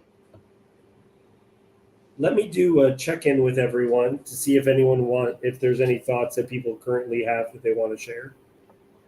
No, nothing that Michael hasn't said so far. Awesome. Cassandra, let me do a check-in with you. Any thoughts? Anything you want to add? No, I don't think so. I was just gonna ask, where were we again in the story? We got back to the prologue, right? Yeah, I'm going to bring it back to the prologue. Yeah, so the prologue is what we will be talking about. Because the prologue is an interesting bit because it's basically it's a summary of the whole book. I got a question for you based on this idea of, because we're talking kind of about like a little bit about the Nephilim and like these heroes of old and them being part God, or mostly God, mostly human. What do you think about Vishnu? Right? Isn't that? I don't know enough about Vishnu. But okay, from what I understand, there's Brahma, Shiva, and Vishnu are the three, like the trinity of Hinduism. And I think Vishnu is something, usually, from what I understand, this is my very limited knowledge, is it's kind of like God incarnate. When the world kind of is at an imbalance, Vishnu will incarnate himself in some way. And it's weird, you kind of see a progression of him. I think in like the earlier stories, like at first he comes as like a turtle or something that comes out of the water. So it's kind of like coming out of the water, then he's a boar that's in like the wilderness. And then, but it's almost like there's a godlike aspect that comes into the world in human form or something like that. Well, I know that in the Hindu scriptures that they also have a flood story, and it has the same number of people that go into the ark. That's interesting. Like, it's very common that 8 is the number. There's a couple of different numbers. It's not the same in the Epic of Gilgamesh, but in the Indian sources, it is. I don't know if it's necessarily. That's probably a bad. That might have been. Sorry, that might have been a bad connection for me to make. I don't know if Vishnu would be connected with like. I mean, there's a godly aspect, I think, to that, but I don't know if it would be. It's probably not good to connect it with the Nephilim, because the Nephilim seem to be more always referenced as giants. And is it in sorry if I'm repeating you, I was a little bit distracted. Is it in one of the I feel like I remember reading in the book of Yashar once where it talked about the giants actually devouring people and eating, like there was like I know it's in Enoch as well, where they're cannibals. Oh, it is. Oh, okay, it's in Enoch. Okay, gotcha. Yeah. But it might also be in Jasher. I've never read, because as best I know, there's no real book of Jasher. There's like three, and not that there is a book of Enoch, but what I mean is like book of Jasher. Jasher is a much later fan fiction, whereas Enoch is an early fan fiction. Yeah, but I mean, like I'm inclined, because I just like believing all that stuff anyway. I believe it was probably, there's real giants, all that stuff. But I mean, it is interesting. You do see like the weird symbolic parallels even today of stuff. Like, you can talk about like there's a giant story about gigantic cannibal tribes. I was watching videos about it, and there's like I forget this woman's name, but she wrote a story where she wrote a little bit about it. But they say that they said it was like a cannibal giant tribe, and they chased them into a cave and then started a fire and then killed them, and that's like the legend. And they had red hair, supposedly. That was part of it too. Yeah, it's oftentimes the giants are red haired. Oh, that's interesting. Huh. Yeah. Why is that? Like just because of fire or something? I don't know, but look, the Mayans, like it's literally a universal. Like in Mexico, they're like, yeah, red-haired giants built the pyramids. You go, what? Yeah. How did they know red hair was a thing in Mexico? It was when Europeans You arrived. know what? It does pop up. It does pop up in more populations than you think. But I think it's one of those things where, like, because it's a recessive gene, like if there's not a significant population, like it could randomly pop up because two people both have the recessive gene, but unless if the red-haired person like marries another person with the recessive gene or with red hair, it's gonna like go away real quick. Same thing with like blue eyes and stuff. It So that can would pop up randomly, but it's not. But Yeah. it's more common when everybody's got it. that would be like the thing you were saying earlier about incest with sons of God and daughters of man kind of thing. Actually, Oh, the recessive traits. Yeah, yeah. Yeah. Concentration of that in a population. Yeah. Sometimes polydactylism, also the 6 fingers or 6 toes, which is in the Bible as well. Yeah. Okay, let me go back to the epic, and I want to just highlight a couple of things which I see as connection to it. So 2/3 they made him God, 1/3 man. So you have this idea again that he's this semi-divine king. In Uruk he built walls. And if you get to the end, it says, "Is it not burnt brick and good?" So Uruk is Iraq. Iraq. It's that Uruk is just the way of saying Iraq. Okay, so it's Ur of the Chaldeans, which is where Babylon is, where we have found these ziggurat temple complexes, where people would call and have ritualistic sex with gods. So Ishtar is coming down to have sex with him, right? There's on one of these ziggurats the burnt brick and good, the city and the importance of it. All of these things to me seem to be sharing a common story with the biblical tales. Though what's also I think particularly interesting in the version of the flood in Gilgamesh is that in Gilgamesh it's 2 sets of gods, right? There's the god that wants to destroy humans. There's the gods that want to like there's destroy and save. And in the Bible, it's just one God, right? God has multiple characteristics, both divine justice and divine mercy in one individual. Yeah, it's interesting because it's like all the other mythologies. It's always like, yeah, there was a god that created all this stuff, but he's dead now. Like he's long gone. Yeah, and then it's always like this, and then this dualism or something or whatever. Or like, but it's like, well, who's writing these stories? Seems a little propagandistic, you know. That's but.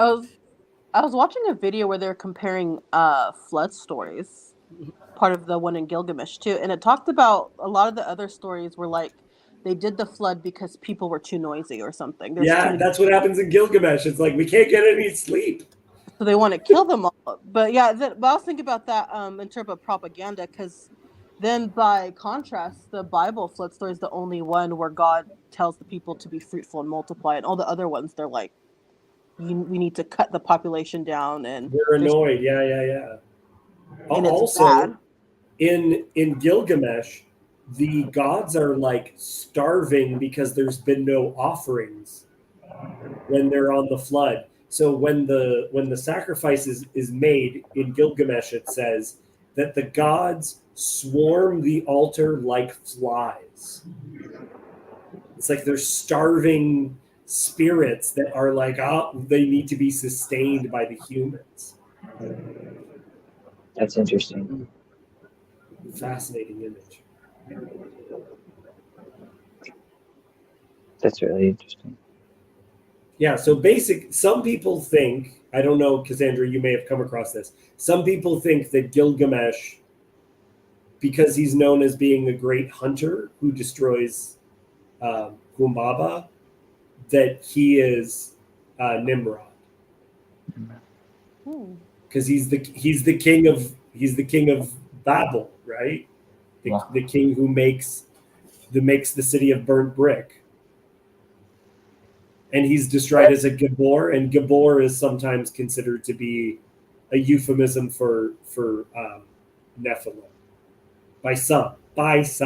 The whole story is just, I mean, gosh, that's what I mean. It just strikes me as so true, because why wouldn't you, especially when you're confronted with mortality, or this natural man, this incarnate place that we're in, why wouldn't you try to build a tower to heaven? Because you're not only bound by this body, but you're bound by time and space and all the heavenly bodies. And so, like, why aren't you going to try to reach up there and get a little bit beyond them?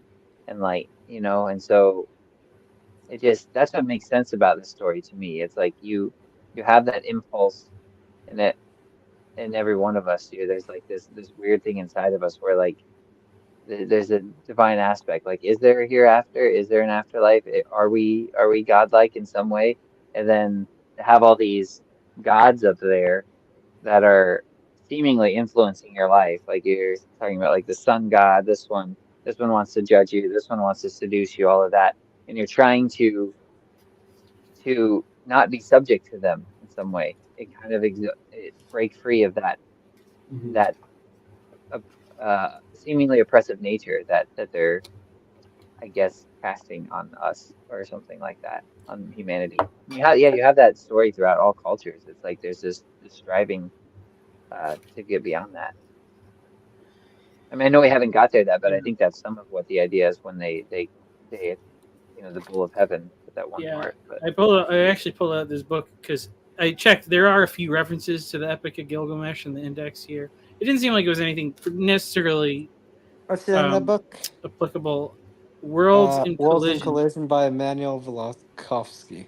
Yeah. Um, So, yeah, but I mean, he tried to, like, it's interesting because there is this thing of, like, the physical astronomical events out there, and like the bull of heaven, that's like, it's the whatever, the Taurus, the zodiac sign, and then all the other the planetary bodies are these different gods. And it's even like, in Acts 19, when it talks about they have this image that fell from Zeus or from Jupiter, as they call it, and it's like they're knowing this is like, meteorite kind of object that's falling from the sky, and they're identifying the heavenly body that was either, visible, or it was at its literal, like, source where it came from. But then they're also still connecting it to, like, the personal reality of these gods that they fully expect to randomly show up for booty calls with, pretty ladies or whatever. Like, it's just so weird, like, how much, like, because we always want to be like, the modern thinker always will be like, well, the ignorant primitive man, saw these things and thought they were magic. And it's like, no, they knew that it was like a thing in the sky, but they also connected it to these other things. And so, like, when you read these stories or whatever, it's like, it's a really tightly wound up, like, puzzle that you have to figure out all of what's really going on there. So yeah, I think they were a lot smarter than we give them credit for sure. Like, even, I mean, all this stuff, even with, like, talking about the like Zeus or Hermes or Jupiter, all of that stuff. I mean, it says right in Genesis, what is it? Genesis, is it verse 14, chapter 1? It's where it talks about God created these things, the stars and all the planets and everything, for signs and seasons and times and years. And it's like, that's all stuff that has influence on us. Like, we do move through times and seasons, and even like, where we know the moon affects the waters and our bodies being made of water. And so all these orbits that have gravitational pull, like, they affect where we are in time and space and all this stuff. And it's like, and so you can, if the study of those by ancient people, I think they were really more, not only studied them more maybe, but also kind of were in tune with them poetically, and then you kind of personify them, and then they become these deities with faces and personalities, and you see how they pull and influence man in one way or the other. Jason, you were part of the stream. I know Cassandra was, where the Hebrew word for sun is Shamash, Hmm. is the same word that the Babylonians used to describe the god of the sun. Shamash, the glorious sun. Shamash, it appears in the Bible as the sun, and one of the places that we just hit in Samuel is Bet Shamash, so house of Shamash or house of the sun, which I is think I remember you saying that in the last, the yeah. last Samuel. Yeah, it's Yeah. like I had shared a video with David, it, where they found out they found an inscription somewhere near Nineveh with like dates, and it talked about like when they attacked the king of Israel, and they had the king of Israel's name, and then they just calculate a little bit back from that, and we can figure out when all this astronomical stuff happens, and basically figure out that like when Jonah shows up to Nineveh and he gives his message, there was like a full eclipse right there over the thing.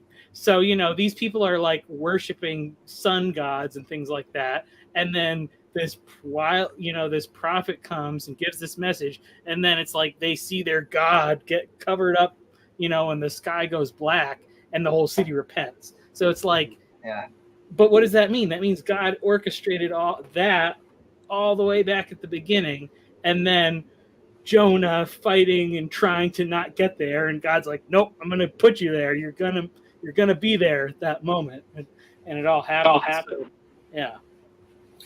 So I think one of this, Jason, when you were talking before, and I think this was connected a little bit with something Michael was saying as well. I was thinking you could read the Epic of Gilgamesh as like a Nephilim trying to redeem himself, like trying. Like, what do I do? How do I live forever? How do I make it back? Kind of a thing, like a fallen angel trying to figure it out. I'd watch that movie. That sounds like an okay movie to me. I glitched out for a second. Yeah, last thing I heard was you could read the Gilgamesh as like a Nephilim trying to redeem himself. Yeah, doesn't that sound like a movie you'd watch? That sounds really good. Yeah, I would definitely watch that. Yeah, yeah. What was it? I loved that Noah movie with Russell Crowe. That was great too. I feel like it had good scenes. I'll give it that. I need to rewatch it. What do you think the title of the movie would be? I don't know, man. I mean, I actually just want a faithful retelling of the Epic of Gilgamesh because I think they've made like one or two versions and they're just awful. I wonder what name you could give it that would sound like super epic. Like the Epic of Gilgamesh sounds pretty epic. Yeah, but like Hollywood. Your brother? That's my brother. Whatever I would like to say before he mentions anything else that I don't associate with anything. I don't agree with anything he's about to say. Is he older or younger? He is older.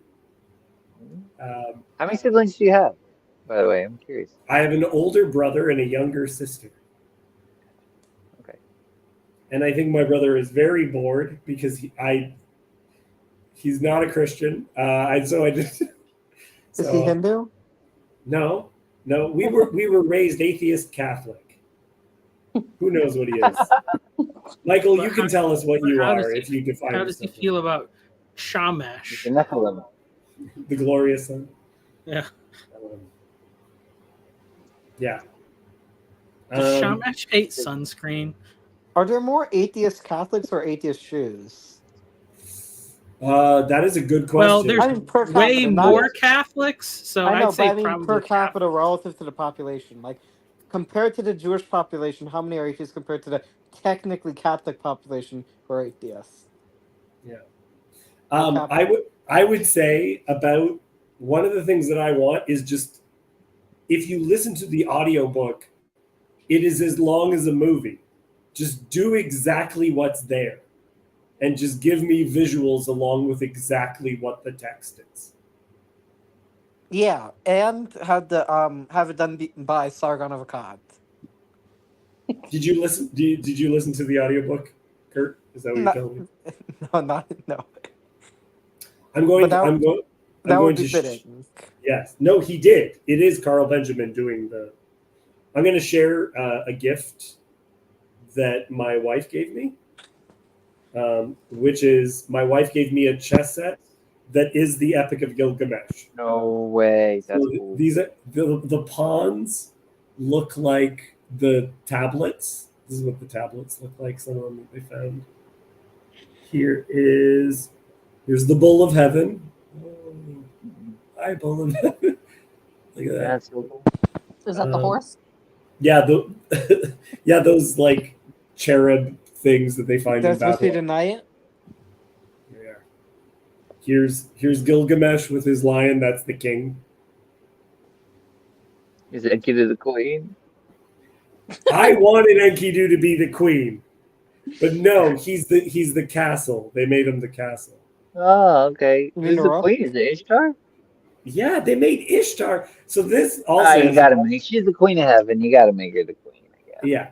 yeah. And then what's this last one? And then Humbaba they did is like a weird dragon creature. Humbaba's the bishop. Yeah, Humbaba's the bishop. That's interesting. How much was I that? disagree with this decision. It's funny to have How things much to did be that like. cost? I don't know. I have not seen, but my wife That must got me be this. And a I was small just like, this is fortune. incredible. That looks like a small fortune. Yeah, it was given to me for my birthday, so I have no idea how much it cost. But as a result, I got a little. I have 2 Gilgamesh statues holding his kitty cat. Nice. That's good. Do you kiss him at night before you go to bed? Do you want demons, Jason? Seriously, you keep on pushing it with your No, he fairies. makes Enkidu and he Only makes because we're streaming on Jacob's channel. he makes Gilgamesh and Enkidu kiss at night. That's what he does. Just Oh yeah. Don't kiss Ishtar. We know what happens to all her lovers. Good night, Gilgamesh.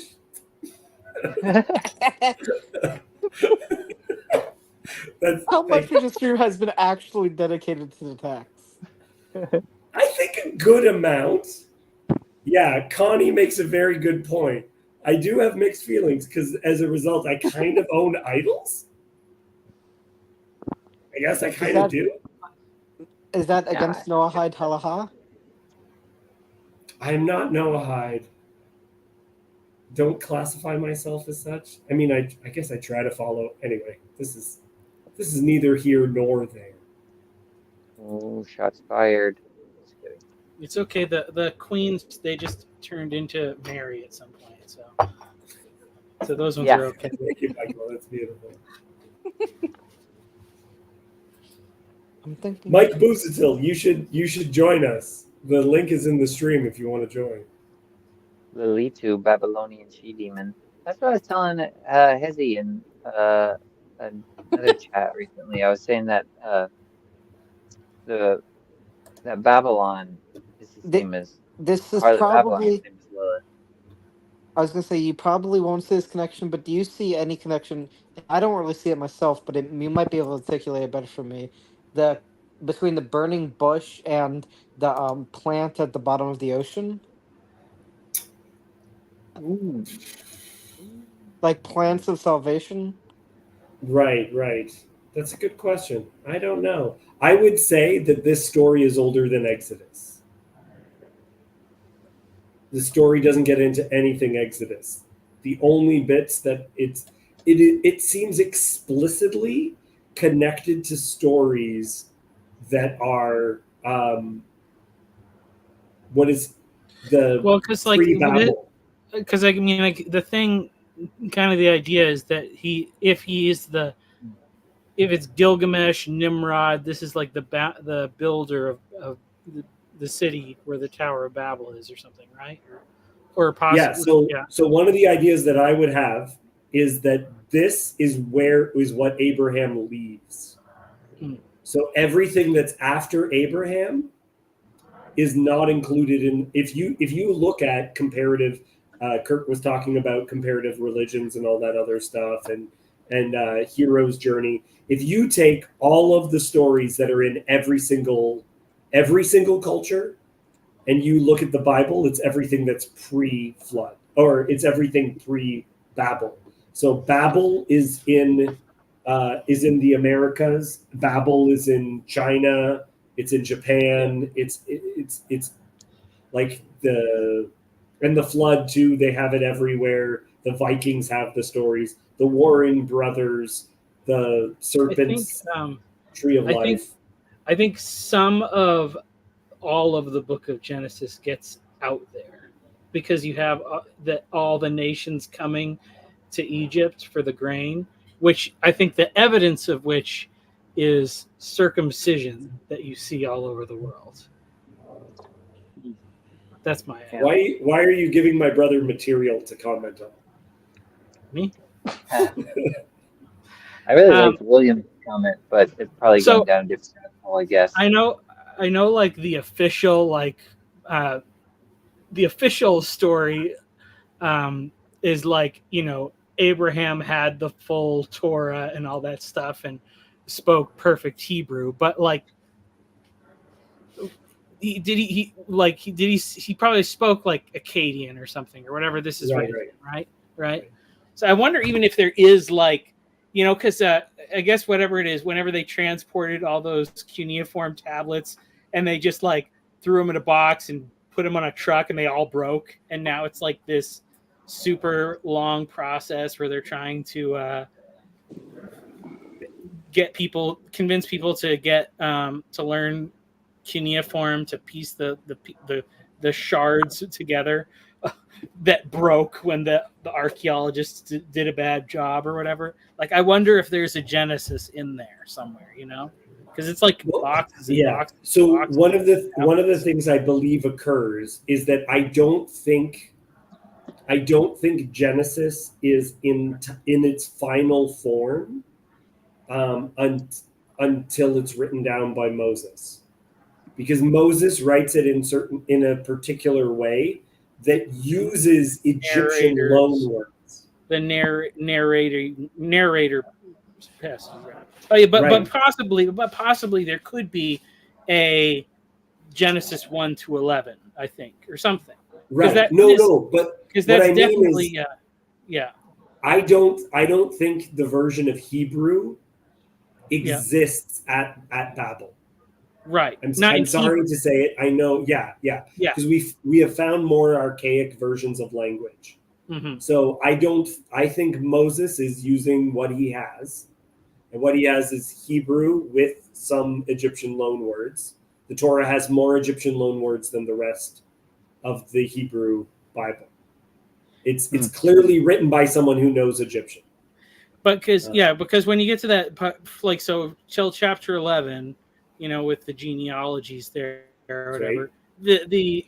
It's like clearly it's like a different written portion, and so that seems like that's the thing Abraham had. So like maybe he had his little tablet that he took with him or whatever with that on it or something. It's definitely it would be neat if they found something like that. But I want to say to Caspian, Job uses a lot of Hebrew poetry and poetic form. For me, I didn't get far enough into Hebrew that I would be able to distinguish the age of Job's Hebrew. I've heard it's older, but I don't know if that's true. Does anyone have anything else to say before we go away? Not much. Before we go away? He wanted to talk about the Green Knight or something, didn't he? Oh, yeah, that's right. Jason wanted to bring up the Green Knight. There's so much in here. So first of all, I mean, before we end it, definitely, there's. I like what William said. I think Lilith is, at least there's parallels to Lilith and the harlot that seduces Enkidu. With William's comment that Lilith was Adam's first wife, and her second husband is Samael, not Samuel, Samael, which is like the god of all demons or something, like the god of death or something like that. But I think there's lots of parallels to that too, because when Enkidu curses the harlot before he dies, he basically just flat out, I mean, says this stuff in Book of Revelation. He says, you're gonna, what is it? Let me see if I can find the part. He basically prophesies over it and says, you're gonna be that harlot spirit that causes men to lust after the things of the earth. And you're gonna adorn them with precious stones and all this stuff, and the kings will lust after you, and you'll make them beautiful and all this stuff. So he's basically prophesying over harlot Babylon, like she is the harlot, which I think is the same thing as Lilith. At least that's how I've come to understand it.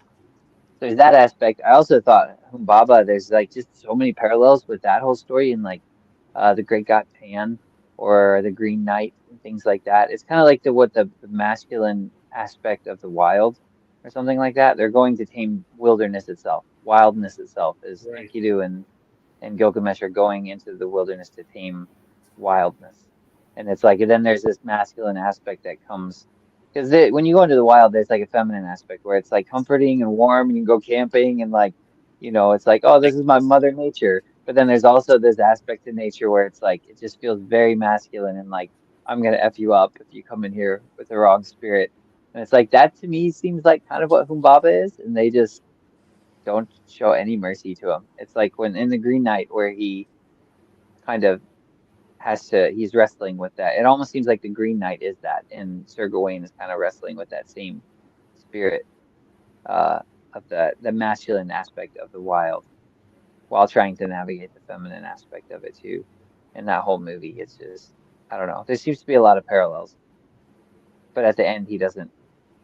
He does well. He kills the Green Knight in the beginning, but at the end, he doesn't. That's not the ending of the book. Yeah, the book, The Green Knight. Yeah. Did you see the same parallels? Did anybody else see that, or was it just me? I get what you mean. I very much get what you mean, where there's like the monster in the woods is kind of an embodiment of nature itself, right? Yeah, It's kind of if a human was more like an animal. Yeah, I think so. And like, I mean, because I think there's a lot of similar stories with Pan. Like, it's like he's kind of this masculine, wild. He's the god of the shepherds, so he's the god of like the people who live in the woods, dwell in tents. They're in the wild, but then at the same time, he's absolutely terrifying. Like the word panic comes from him, which like if you have this Humbaba whose face is made of like spilled the innards of people, it's like how terrifying would that be to encounter in the woods? It's just like your whole body's turned inside out and you're paralyzed with fear. I don't know. You should look at Bob, more depictions of him, because sometimes he has a live snake for a penis. if you want to see something a little more. Enkidu, if you break that apart from it, Enkidu is man tamed. Humbaba is nature personified, to be tamed. To be tamed. Okay, yeah. Because that kind of seems like some of what, I mean, Gilgamesh, he's kind of the civilized man. He's the king. He's the god man. He's the divine aspect of man. And so he's trying to build a city, and you have to tame nature in order to do that. But the weird thing is, like, Enkidu is the one who kind of presses him into it. He's the one. He almost seems like he's kind of got this vendetta for it, for Humbaba or something. He's like, I had to live with this guy for so many years. It's kind of like what is it? Jumanji. That's what it reminds me of. Robin Williams when he comes out of the game Jumanji, and he's like, no, I've been in that game. I know Humbaba. Like, you guys don't know what you're messing with. Yeah. Enkidu's like, we don't want to mess with him. Yeah. Don't touch him. Yeah. Go ahead. Oh, it's funny. I just had a kind of an overarching kind of observation of thinking just about like, mentioning like the Tarzan stories before and kind of things like that. And there's kind of like a Peter Pan thing or whatever. And I was reading this book. It was The Toxic War on Masculinity.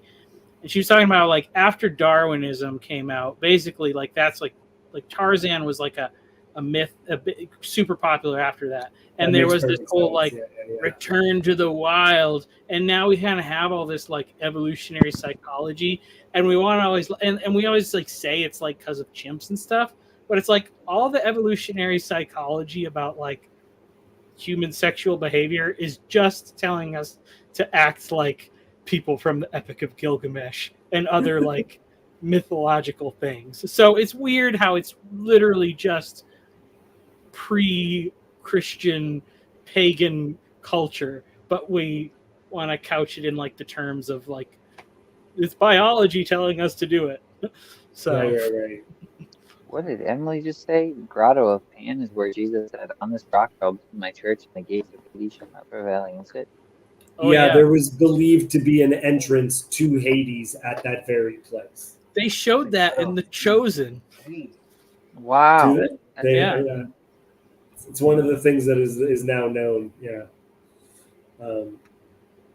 Yeah, they said, I don't know. It's just interesting. I really want to listen to this story again and just keep like meditating on it, because even the whole idea of them going to slay the bull of heaven after slaying Humbaba, it's like that's, I don't know. I feel like there's just so much that can be mined out of that whole idea as well. And when Ishtar comes over and is upset with them, Enkidu rips out the thigh of the bull and slaps her in the face with it. I was just like, whoa, okay. All right, buddy. Yeah, MGTOW. You mentioned something about Ishtar earlier too. You said the goddess of love, and that she, what were you saying, that like she always kind of has to betray her lovers in order to find more loveliness? So or there's something like that? Yeah, it's that there's an image of like romantic love is fleeting, that you just keep on going after another woman. So Ishtar is the goddess of love, but she's a slut, right? She's also the goddess of war too, right? Doesn't it say that at the beginning? And the prologue, I thought it said something like that. She's also a slut. I get that. I'm following you. I'm tracking. Let's see. Ishtar, Our Lady of Love and War, is what it said in the prologue. But anyways, continue. Yeah. She's also a slut.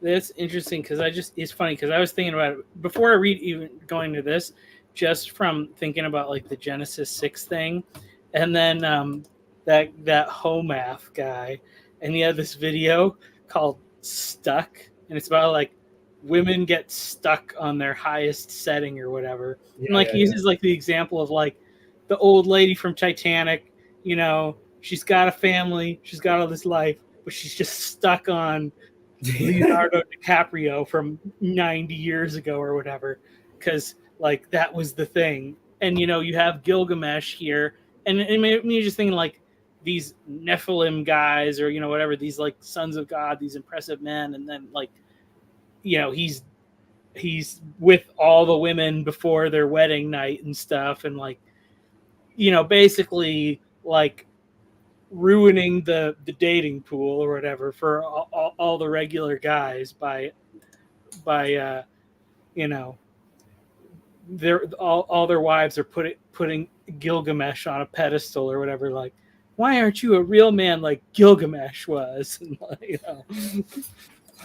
So this is his response to the goddess of love, and I think this is about how fleeting love is. Yeah. How would it go with me? Your lovers have found you like a brazier which smolders in the cold, a back door which keeps out neither squall of wind nor storm, a castle which crushes the garrison, pitch that blackens the bearer, a water skin that chafes the carrier, a stone which falls from the parapet, a battering ram turned back from the enemy, a sandal that trips the wearer. Which of your lovers did you ever love forever? What shepherd of yours has pleased you for all time? Listen to me while I tell you the tale of your lovers. There was Tammuz, the lover of your youth. For him you decreed wailing year after year. You loved the many-colored roller, but still you stuck and broke his wings. Now in the grove he sits and cries, Cappy, Cappy, my wing, my wing. You have loved the lion tremendously in strength. 7 pits you dug for him, and 7. You have loved the stallion, magnificent in battle, and for him you decreed whip and spur and a thong, a gallop 7 leagues by force, muddy waters. And he keeps on going on. It seems like he's got animals as some of her lovers. But either way, the idea is like she just keeps on moving on, right? That's if you follow your lust wants to move on to the next one. Can I read this too to follow up with that? Yeah, do it.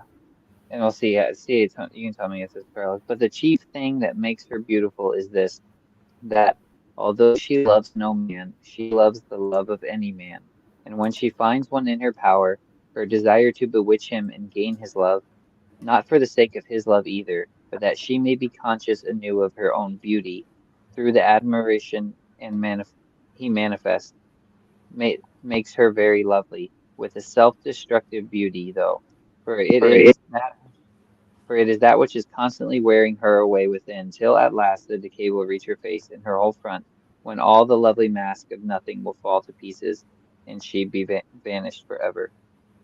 That's great. What is that? From, of course, George MacDonald, Fantasties. And that's about Lilith specifically? No, this is not about Lilith. This is Fantasties. It's like a kind of like a wandering through fairyland. It seems to have parallels to like Bambi, I think, honestly, and the Green Knight movie. I don't know about the story, but I like it. I personally like it better than Lilith. I think Lilith might be more profound, but yeah, it just kind of reminded me of that when you're talking about the goddess of love who has to continually find herself lovely. And there's an interesting idea where I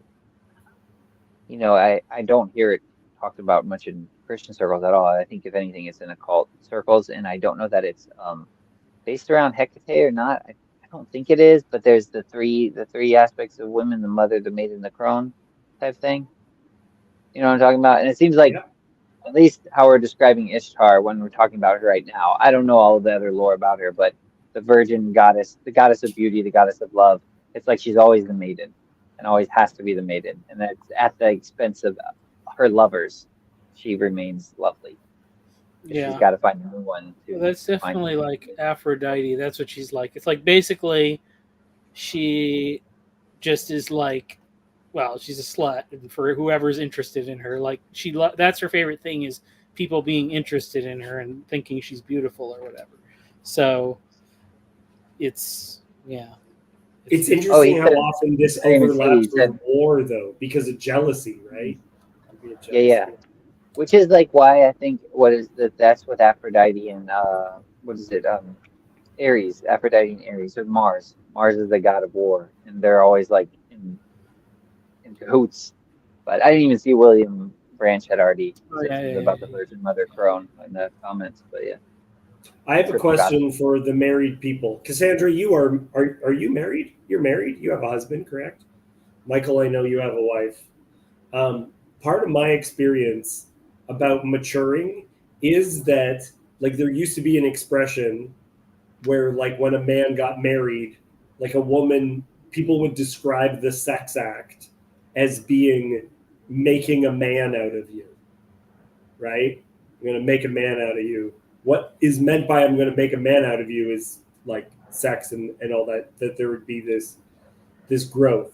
And my personal experience is that I became a man when I became married. So living with my wife is like, can you fix this thing? It was like hanging a picture frame. And I was like, I don't know how to do that. Like my dad never taught me this hypothetically like very manly thing.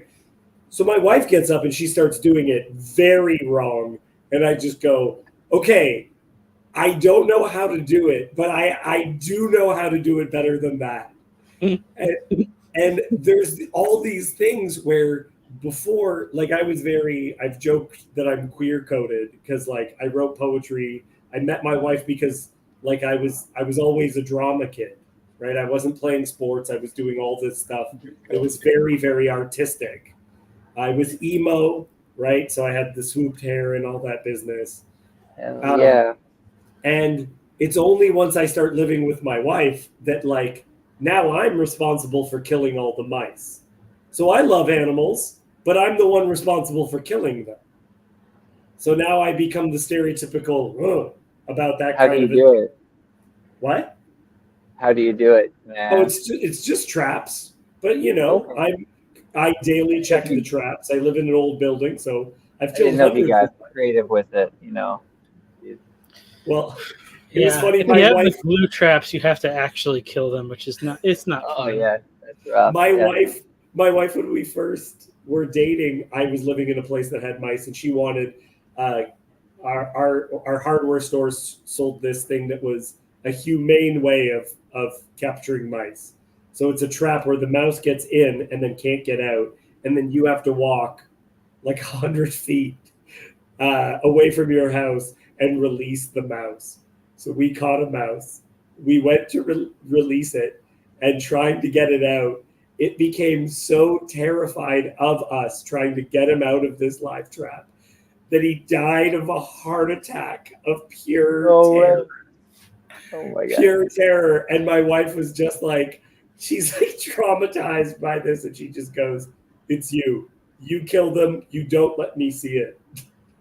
It was just like, Yeah. you be the man. And I became the man in relationship to my wife, not as a man on my own. Only in relationship to a woman do I become the man. Huh. That's why. Yeah. Yeah. That's cool. I definitely wouldn't kill rodents on my own, but I have done it for my wife. So I hear you with that one. That's why I think Wendy is the true hero of the Peter Pan story, at least in the book. Because yeah, she's that you have Pan as the child who won't grow up, and then Hook is the like adulthood.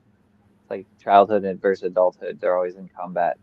And there is no She's the- image of a she's the woman. mother. There is no image of a woman playing video games in her father's basement, covered in Cheeto dust.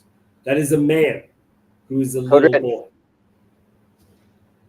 What is the female Cheeto equivalent dust. of what is the female equivalent of that? Ooh. Pink. Pink. I Atlee. know what it Black is, Swan. and I don't want to talk about Just it. say it. Come on. I don't want to talk about it because I want to stay on this for a little bit. Cassandra, do you have experience with taming your husband and making a man out of him? That's a funny way to phrase it. Taming my husband. I mean, I guess so. I think because we got married and then we moved out on our own. Because before that, we both just lived with our families, and so it was a big learning curve, I think, for both of us, especially for him, because now he not only did he have to work like a real job, like actually work to do the house and stuff, he also started. I mean, I guess he's always a car guy, but like he does all his own car stuff. He does yard work now, which he never had to because he used to live in an apartment.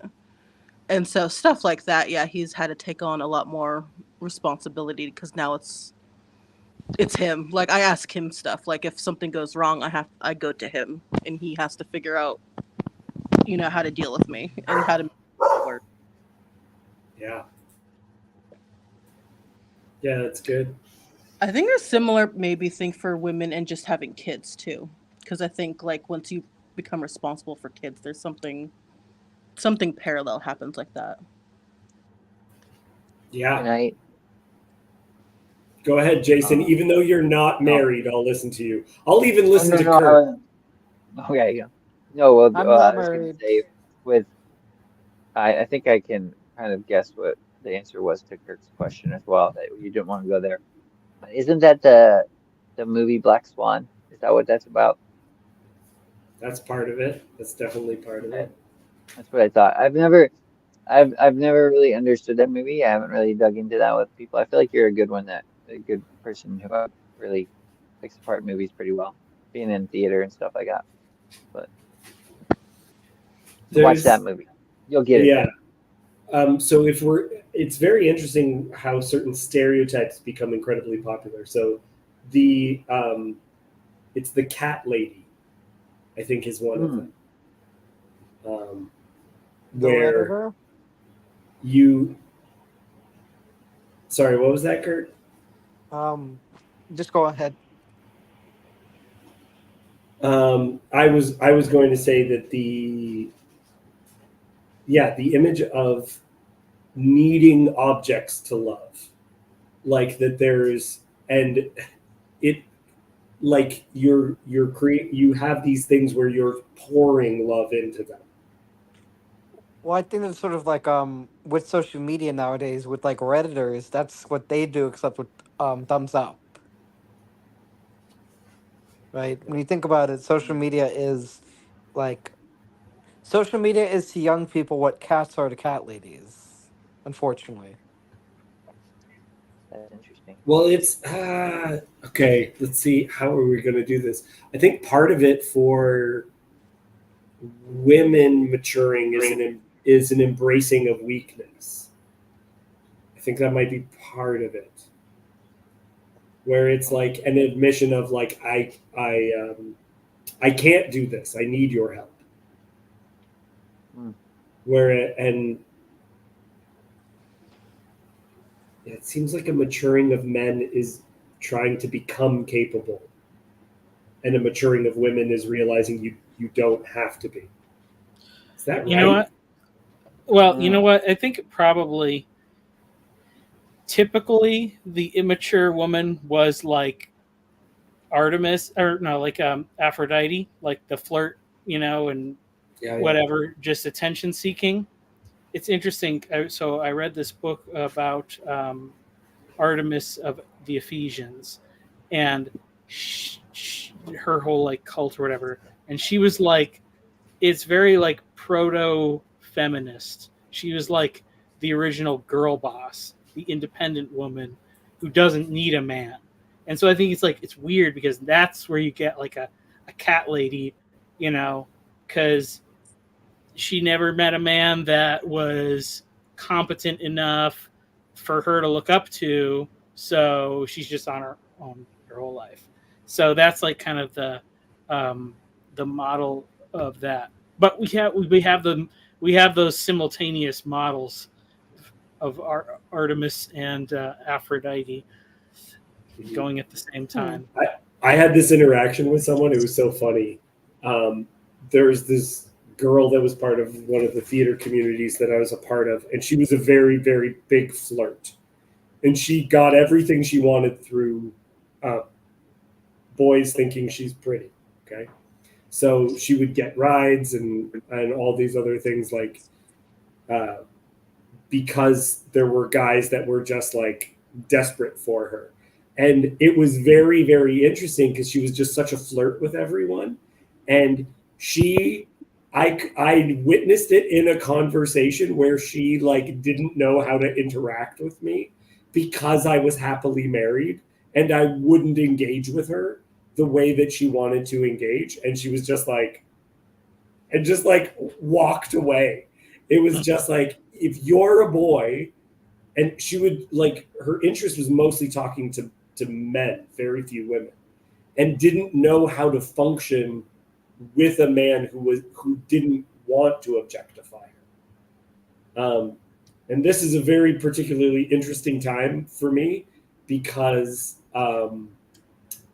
these people that I grew up with who would have these kind of characteristic, I'm on the edge of 40.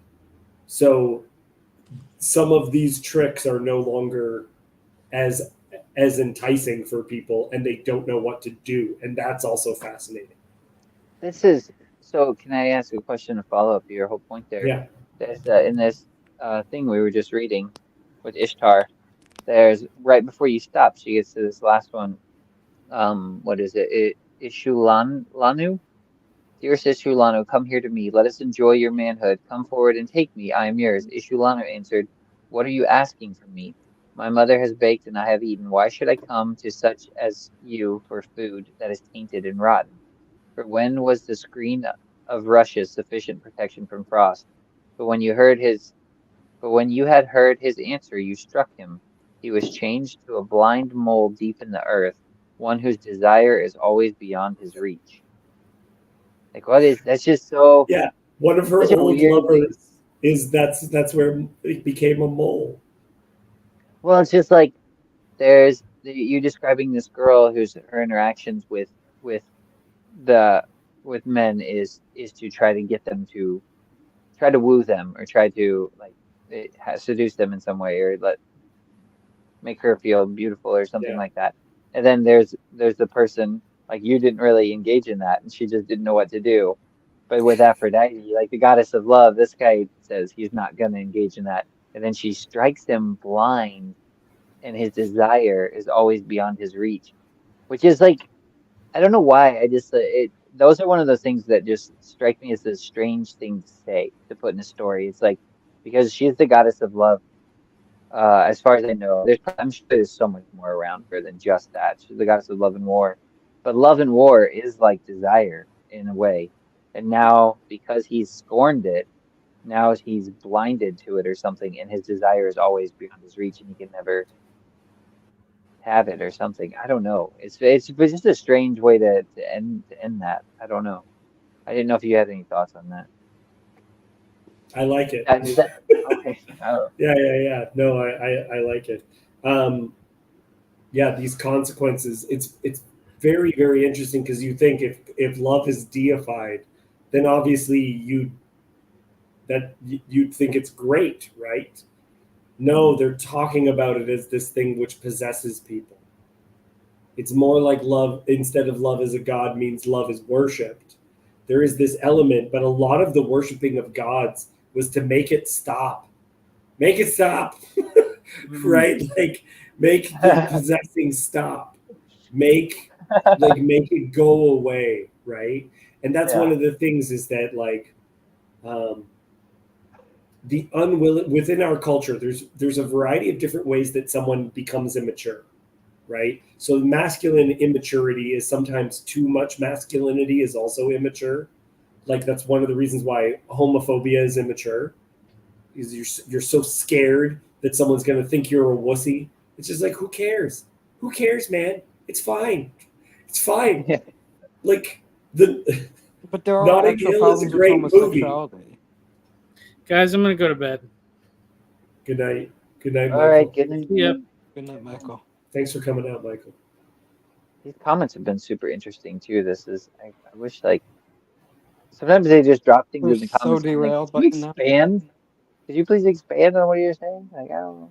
This is really intriguing, but Jason, when do you plan on getting married to Rebecca? Oh, guys, I don't know. On the live stream, ask that question. he has to help her. Right now, he has to help her leave him. That's what he's tasked to do. Help her leave me? Isn't that what you're doing? You're helping her move. Oh yeah, that's true. Yeah. I didn't know, yeah. Move physically. I didn't know what you meant by that. I was like, Yeah. I'm purposely trying Or to helping make her hate me. leave. Yeah. When? I don't know. Do you have a specific date you have in mind, Kirk? When are you free? I'll have Kirk is saying he thinks that you found a very nice girl to kill mice for. She is very nice. I would kill mice for her. No, There's she'll really make no you into a nice real way to. man, Pinocchio. No, the girl is nice. The killing mice is not nice. You find a nice girl to kill mice for. When you were talking about that too, I was thinking about all the times I've had to do that. I had bad infestation of mice in my old house at one point, and it's like there's no good way to kill anything. Like it's just like there's not like I mean, I guess if you get a 22 or something, you can kind of distance yourself a little, but you're not gonna do that with a mouse anyway. And that's just all the times I've had to kill a mouse, it was like there's not. Yeah, it was just the traps. I think are the best way if you're gonna have to kill them. That way, just go pick it Would up. you rather eat? Would you rather eat mouse or would you rather eat? I wonder what's a really um snails. Snail? I think I'd I'd probably go rather. snails. I think so too. Yeah, probably snails. I've Yeah. eaten rabbit. Rabbit is quite good. I've eaten rabbit. It's I've eaten very squirrel. gamey. In Australia, you hold a mouse by the tail and throw it against a brick. Oh, Yeah. okay. See, you can do that. I don't know. I forget what it's called, but I don't believe in animal rights. there's a trap where you set it up and it's like a little hole that the rat sticks its head in, and when it does, there's a piston that slams into its head and it dies and it falls out and it resets it. And it'll Oh do my that like up goodness. to, I don't know, 30, 25 Oh times. Don't my ruin goodness. David's The appetite. No Country for Old Men mousetrap. I heard about it because Hawaii is overrun with rats, so they started putting those around to like Oh take my. all of them out. Oh yeah, because you want one. Because I've had that problem before where I like have set 5 traps and all of them were filled in one of them. By the way, sorry if just because we're about to end. Sorry earlier if you took any racist implications of me asking if you were Hindu. Was that me Oh. or Jason? I was asking you if you were Hindu, and I'm sorry if you took any racist implications. That's not what I would I Kirk, this is very important for people to know. Sorry, your brother was Hindu. Oh, my brother's not Hindu. No, No, I asked that, and I'm sorry if you took any racist implications. I of my did. question. Kirk, these are things you don't understand. Number one, Indian people think I'm Indian, so that's fine. Number two, my brother is actually white. My brother was born with blonde hair. What? He has What? green eyes. How? He's white. My Yeah, brother's how white. is this? How? It's okay, Kirk. We don't get offended at racism on this channel. Yeah. In fact, we prefer. I know you didn't it, mean it that's that not way, right. but That's yeah. That's Well, too let's- fun. Kirk, what do you think I am? You look somewhat South Korean. And no. He's so wrong. What's wrong with it? I guess I wouldn't right know. away. You did? What'd you guess? I would have no idea. I guess Filipino from the Philippines. Well, not from the Philippines. Well, From yeah. California. She's Filipina? I like that he actually said Filipina. Emily He's guessed paying- that as well. He's paying That's attention. grammatically correct. Ah. Sure. The thing with Indian people too, though, is like India is such a big country. You go to one part of India and another, and they look totally different. So There's brother? me when I had hippie long hair, and there's my white brother. Ooh, nice. You look in that picture. You sort of look like Dr. K. If you know who he is. Dr. K. I don't know who that is. This is another one of the like when you It's my told brother. Christian Baxter he looks like that. Like creepy old guy. Nice. I love how you show us his personal Facebook. That's fine. I don't care. Bother my brother. What do I care? How long? Look at that hippie hair. Oh, William Brandt said, on my screen you are all midgets. He sort of looks like that dude, that blonde dude from that '70s show. Yeah, he does look a little bit like Lance Bass from NSYNC. It looks a bit like that, and oh man, so his hair is now like brown.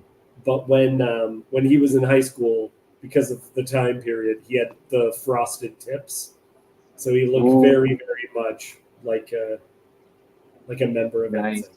Did you ever have like the chunk, the blonde chunk, like the scene kid emo hair? I never Never dyed my did. hair because my hair is Never so did? black. It would take a lot of effort. Stuck with it. Yeah.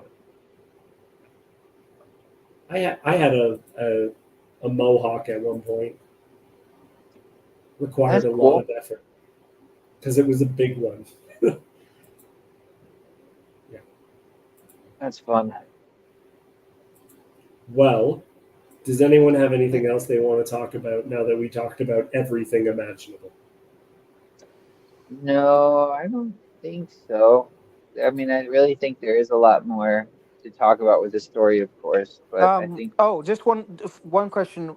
Tomorrow, what are we doing in terms of the Bible study? What chapter? I can't remember. It's whatever comes after what we were talking about last. you That's guys the. had ended at the Something beginning Samuel? of the chapter. Is that what happened? We Yeah, did I two think so. chapters. You did two chapters, and then you read like the beginning of one because you were like, you would have to read the beginning of this chapter in order to end this section. I think we're at 5. No, think we're we're not Something like that. 5. Yeah, because you Me talked with about the the hemorrhoids, right? We did 5 because that was Dagon. And then you did 6 with the Ishmael, right? Was it? No, not Ishmael. Is this you again? Yeah, that's me. That's me with a mohawk. Yeah, I think you started at. I think you left off at 7 verse. I think you read the first verse in 7, so you're Yeah. gonna start at So 7. we're gonna do 7 and 7 verse maybe a bit of 2. 8. Nice. I'll try to be there. It always is in the middle of my workday, but hopefully I can. If I get a break, I'll hop in. Okay. It's good stuff. It really is. I mean, That's my I dad. That is really. my father when he went through his midlife crisis. He Where's he grew from? his hair long because he was jealous of my long hair. Where's your So father from? Malta. He's Maltese. So he didn't like the hair getting in his eyes, so he cut himself bangs. Oh my God. Look at that Did schnoz too. Look at that Yeah, nose. that's a good schnoz. Very good schnoz. Does your older brother have the same father? Yes. Yeah. Oh, This yeah, is that's my mom's wife. My mom is Irish, Scottish, German, British. So I have the exact same. Like I have a tiny nose. I don't have a what is called a Roman nose. I don't have it. Roman nose. He got called Cheech so many times. People, my dad got called Cheech all the time. That was like, yeah. Anyway, I great. could have sworn you were Indian for a while. I know. Well, like especially right now, I think I look particularly Indian, but that's because it's also the summer and I get a bit of a tan. Anyway, That's cool. that's all. Okay, Show's over, good. folks. Goodbye. Show's over. Good night, everyone. Good luck. See you tomorrow.